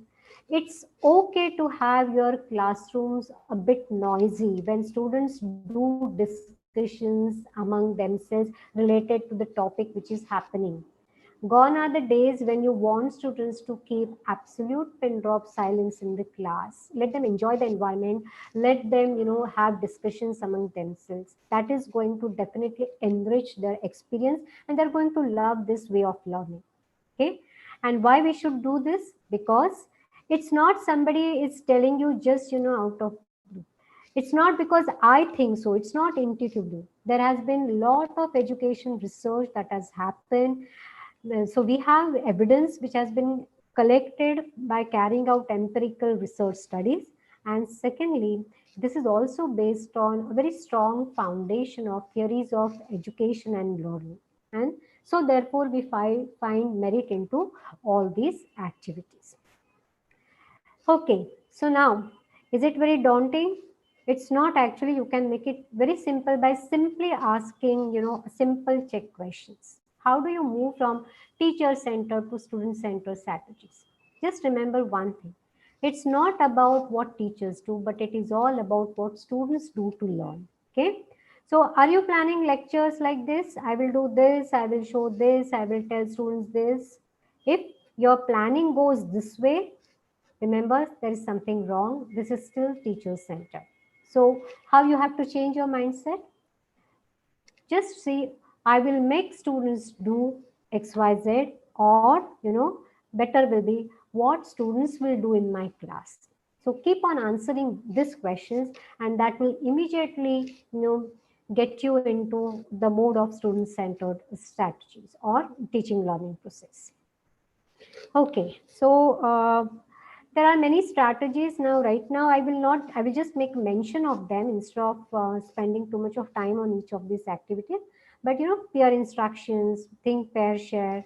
So there are many activities. Some of them can be only in physical classroom. Some of them can be in online also. For example, uh, the poly questions using Mentimeter, what I was asking you today, that is peer instruction, which is possible in classrooms, in physical face-to-face classrooms, which is also possible in online sessions. Okay, so ask a question, then you give your answers, make students vote though. So you submitted your answers using Mentimeter, and then have some kind of discussion depending on what feedback that you collect. Okay, and it's not necessary you need to have technology. Here are some actual photographs of this peer instruction activity taking place, which is in one of the classrooms, where you could see that instead of any technology, it's simply, there are different color code papers have been used where they are just writing, selecting the answers. So let me go back like this. So first the question is asked and students give their answers, right? Depending on whatever they think based on that. Okay, right? Now, based on that, you give them time to discuss among themselves. This is the heart of this activity, peer discussion. Let students discuss among themselves. So automatically students will solve their doubts at their level itself. You will be amazed to see the power what peer learning has, right?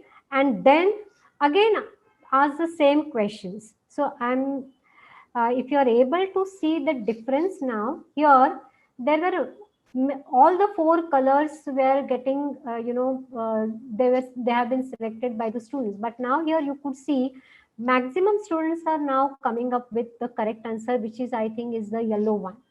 So you allowed students to, evolve towards the correct answer, and that's the power of peer learning. And see, this is very important from when you want to inculcate these lifelong learning skills among students. Every time you are not going to be there with your students. So students have to find out their own ways of learning and clarifying their own, their misconceptions, their doubts. Okay.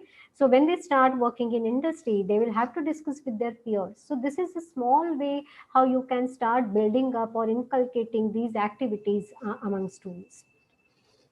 Okay, so that's the reason, I said it's okay to have your classrooms noisy. That's the beauty of your classroom, that your students are getting actively involved into the teaching learning process. They are not simply passive listeners to what you are saying.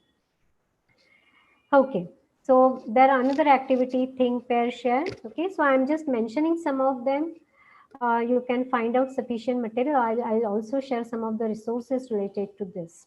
So this is just a summary of what we have been discussing so far, about how you should start your lecture, what you should actually do during your lecture, and how you should close your lecture. Okay. Okay. Now I think we are left out with another 20 minutes or so.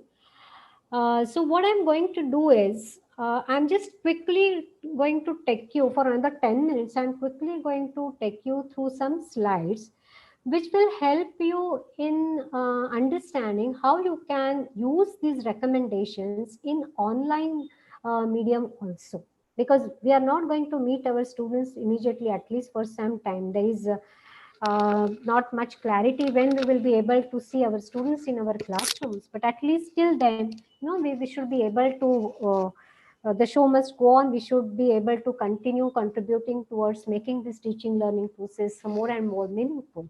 So let me show you some slides which will try to give you some idea about how you can use some of these things in your online classrooms as well. Okay, so I'll be quite a brief about all these things.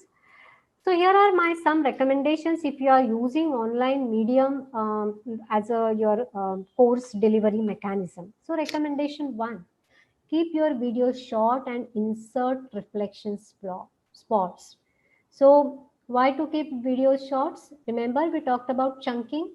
So instead of making one complete video long of this duration, or if you are taking live online class, instead of talking continuously for such a long time, find out appropriate logical chunks, give some breaks, some activities in between. Okay, so that is something which certainly helps, right? So create conceptual chunking by identifying and grouping relevant concepts so that lectures can be divided into a number of meaningful chunks, right? And insert reflection spots. What was reflection spots in today's session? The blue slides, where I was pausing, I was giving you some time. I had created that opportunity for you to reflect upon whatever was happening during the talk or during the session or during this workshop. Okay, so use this intermediate time for creating these kind of activities or reflection spot. Here is another recommendation: give practice opportunities immediately and frequently. Okay, the way I gave you opportunity today to assess or to identify which is a valid learning objective, and why you should give learning, why you should give practice opportunity to exploit the power and potential of learning by doing. I will not as a learner, I will not understand unless and until I do something. I apply whatever I have learned. Okay. So therefore, as a teacher, we should give this opportunity immediately and frequently. There is no point in delaying this opportunity. Just imagine, that today I had explained you about learning objectives, and I request organizers to give me a slot on the 5th day of the workshop just to ask you which was the valid learning objective.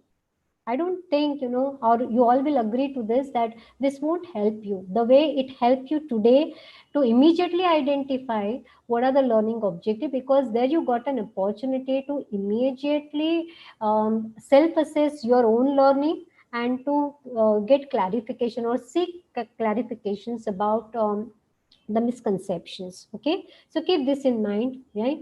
So we need to help students to move from passive listeners to active learners. So have some learning by doing activities, and remember, this need not be graded activities.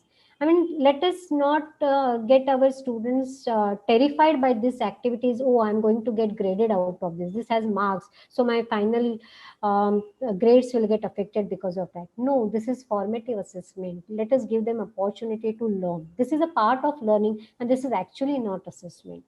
Okay. Let me just quickly go through this.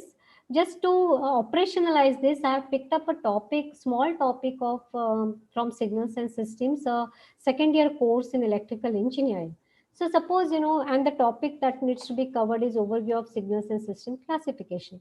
So let me quickly take you through the last slide. See, for example, what I did, these all things I wanted, the first column, these all things I wanted to cover in my class. I created concept chunks. Okay. I write down learning objectives for each chunk. So what do I want my students to learn after this, after I have completed this much part of it? Okay. Then what I did, I added one reflection question here. Okay. At the end of this session, I added a small exercise here. Okay. So therefore, I created a reflection spot question. I created a learning by doing activity. So instead of talking continuously for 30 minutes, what I did was, I introduced one reflection spot here. I created a practice question here. Okay, you are the best judge to how to use this in your classes. You are the expert in your domain. So this was just an example to show you that how you could do it in a more meaningful way. There is one more recommendation: give constructive feedback to improve students' learning. Let me quickly brief you. What is constructive feedback? Feedback, you all know. What is constructive? It's constructive, that means when it helps in learning process. Okay.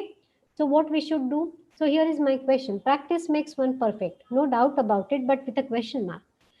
Practice with feedback makes one perfect. What if I keep on practicing the wrong thing? Will I become perfect? Will I reach to perfection? No. When somebody tells me what I have been doing is in a correct way and then I keep on practicing, that is the way to move towards perfection. So feedback is very important. So let us try to create customized constructive feedback. Okay. Now the meaning of customize for every student. Now you may have questions. I have 80 students in my class. It is not possible for me to give individual feedback. Actually, you need not. There is a very simple way of doing this. Let's see how to customize it. Suppose you ask this question, which was a multiple choice question. Option 1, option 2, option 3. Option 1 and option 3 are incorrect. Option 2 is correct. Assuming that this you are putting it on some Moodle or some learning management system, some kind of technology you are using. So what you can simply do is, when somebody clicks answer option 1 as the answer, immediately a window can pop up which says that why this answer is incorrect. Similarly, it can happen for 3. So what are we achieving by doing this? See here, when you ask these kind of questions, it's not your objective to see who is correct and who is incorrect. Your objective is to give feedback to students. So therefore, you must tell them why you are correct and why you are incorrect. So use this opportunity to give this constructive feedback to students on the answers that they have given. Okay. So this kind of mechanism you can use. Create a practice question, let them select the answer. Based on the answer what they select, I'm sure all 80 students are going to select any one out of these 3, nothing beyond that.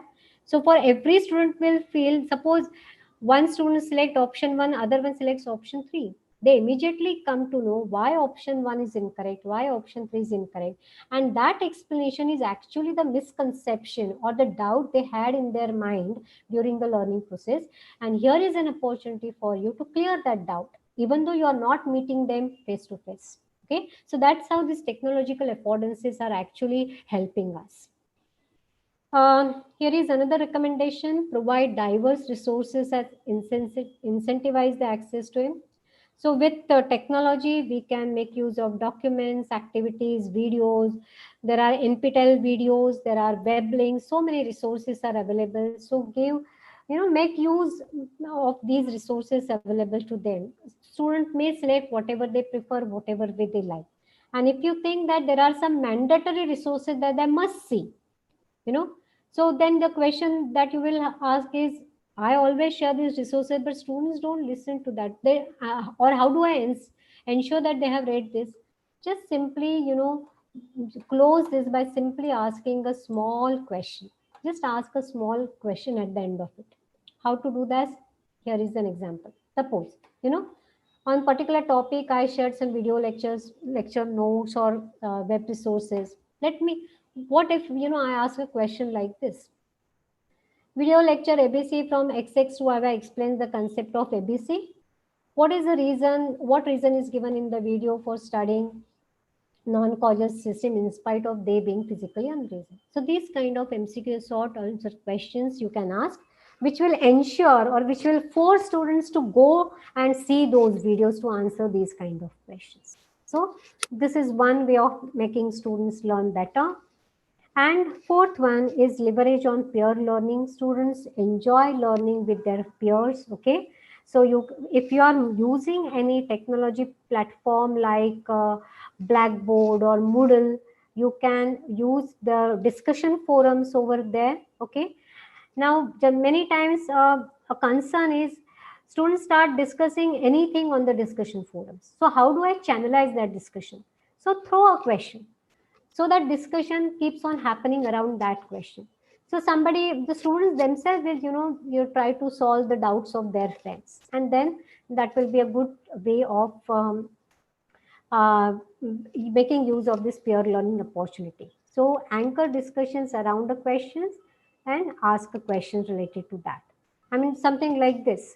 Just pose a open-ended question. Do you agree with the following statement? Give some statement, right? So students will keep on discussing, and that is how they will solve their each other's doubts, right? So this is how you can make use of technology for the betterment of or for strengthening your teaching learning process. Okay, so this is just a summary of all that recommendations what I gave you as far as online learning is concerned. I think we have covered all of them. Keep your videos short, insert reflection spot, practice, give practice opportunities, feedback, make more and more resources available to students, and try to make use of peer learning. Okay, see, don't get overwhelmed by all these things. You can start small and just keep on looking for the opportunities where you can use some of them. You don't. I can fully understand you can't use all of these activities. You can't start all of these activities at one go. But it's okay. Even a small step or small beginning is also going to, give you more confidence about making use of more and more such activities. Okay. This is just a summary of it, whatever we have discussed so far. So here I come to conclude my sessions. So concluding remarks are, connecting this to NEP 2020. There is a lot of talk happening about this. And if you have gone to the document, you will understand that, the pedagogy has been given a lot of importance in NEP 2020. So if you see, it talks about appropriate curriculum, engaging pedagogy, continuous formative assessment, and adequate student support. The curriculum, pedagogy, continuous assessment, and student support are the cornerstones for quality learning. This is not that I am saying this is NEP 2020 document says this, okay? So high quality pedagogy is the necessary to successfully impart the curriculum material to students. Pedagogical practices determine the learning experiences that are provided to students, thus directly influencing learning outcome, right? So I would just say that by organizing this STTP, the organizers and your institute is just on the right track in bringing the right changes which are required towards our move towards NEP 2020. And you have planned for very brilliant topics on the forthcoming days, right? So there is a talk happening on the curriculum design also. So I'm sure this entire 5 days program is a good package for you to become a more enriched and valuable teacher. See, I always say, irrespective of the institute that you work, whatever you accumulate or whatever you earn as a teacher is always going to stay with you. Even if you move to any other institute also, whatever you learn as a teacher or whatever credentials you earn as a teacher, they are every day going to make you a better and better teacher. And one better teacher means 100,000 more better learners, and that's what is our aim, right? So I think that is the objective of these kind of activities. So coming to credits and attributions, the slides that you have seen today, so they have evolved over last 1 decade through various workshops and courses that have been organized from the department from which I have done my PhD, that is Interdisciplinary Program in Educational Technology at IIT Bombay. Um, I give credits to Professor Sahana Murthy and Professor Sridhar Iyer, who have been the faculty advisors for this program, and so many research scholars who have been contributing and developing these valuable resources. Here are some resources that you can make use later on also. So the ET has come up with an online, how to go online during COVID-19. Here is the URL for the center that I come from, that is Parimal and Pramod Chaudhary Center for Learning and Teaching at IIT Bombay. Our center, that is PPCCLT, has been conducting lots of faculty development program under TICWIP also. And many of these sessions have been video lectured, and we have created a YouTube channel out of that. So here is the URL for this YouTube channel that is of our center. And many of these online recommendations have been derived from the learner-centric MOOC model, which have been developed by IDPET. So these are the resources. I trust, I hope that these resources will be valuable resources for you. So this is the web page of our center, Parimal and Pramod Chaudhary Center for Learning and Teaching. I invite you to our web page because under resources sections, we have some media resources as well. You can visit to our web page to find out more about it. And here is the last activity, and then we will end the session. So whatever has been muddy points, see muddy point, that means the points which are confusing, which are not very clear to us. Okay. So am I audible? Yes. Yeah, Yes, ma'am. Okay, so I'm just concluding the session. So here is a simple way of taking feedback, that is a minute paper. So I'm using one tool which is called as Padlet. What you can see here, it's a Padlet. That's a tool. It's a collaborative learning space. So what I want you after this, I will share the URL with you, and I will request you to go to this URL and mention or give your responses in terms of what was helpful and what was muddy point. So what are the most valuable or helpful points that you come across in this session, and what are the muddiest points or the confusing points that you come across this session? Okay, so here is these are the questions, and I want you to go to this URL, and this is the password. Maybe what I can do is I can share this on Zoom chat box. After this, immediately after this, I'll put this on Zoom chat box, and I request you to go to this URL. It's a password protected, so you will have to give this password and submit your responses about helpful points and muddy points. Okay.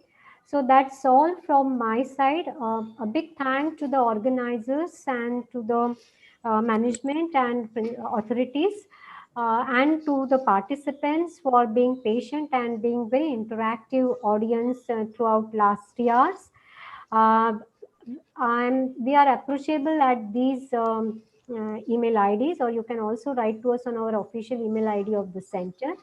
And once again, I extend my thanks to all the participants, and that's all from my side. Now I'll just quickly share this URL on, I'll put the URL in the chat box. Okay.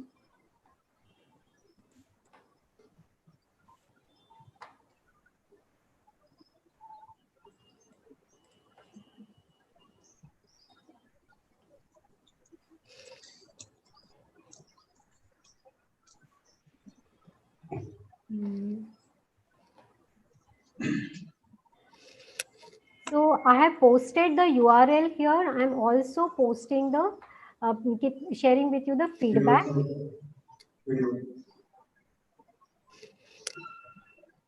Okay.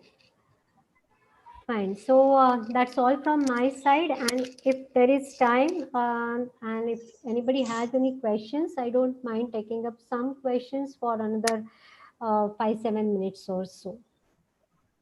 Over to organizers now from my side. Thank you, madam. My pleasure.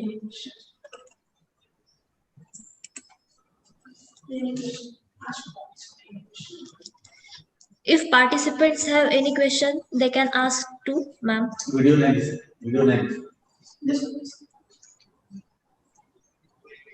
If participants have any question, they can ask to the presenter of this session their questions.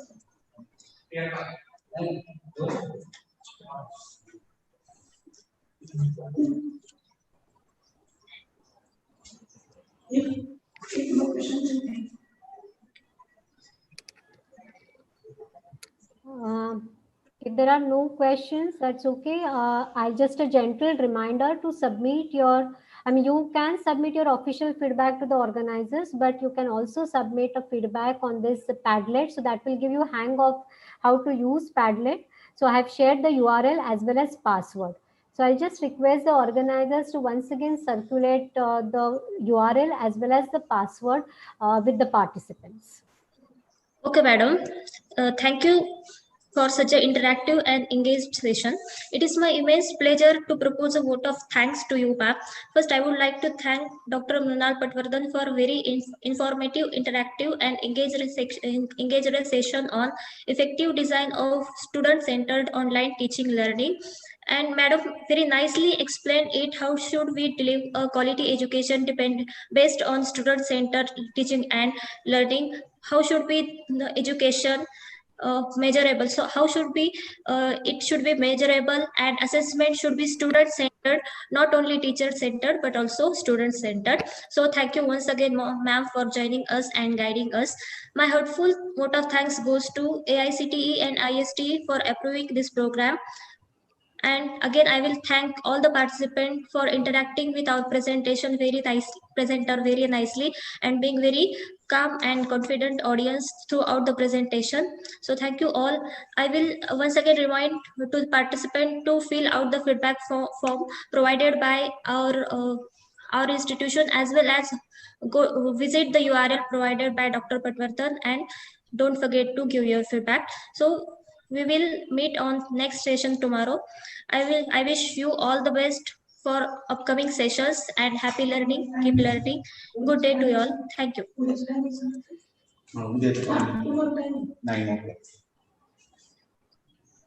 There is one reminder for all the participants. Tomorrow we will be starting session at 9 o'clock sharp. So don't forget to join at sharp 9 o'clock tomorrow morning. Thank you. Feedback link is given.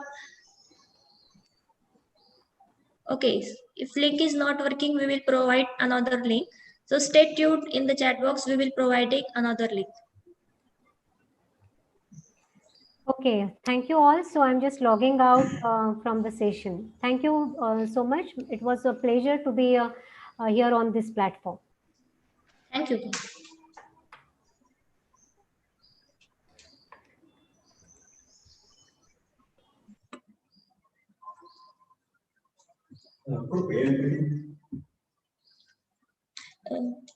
Chat मध्ये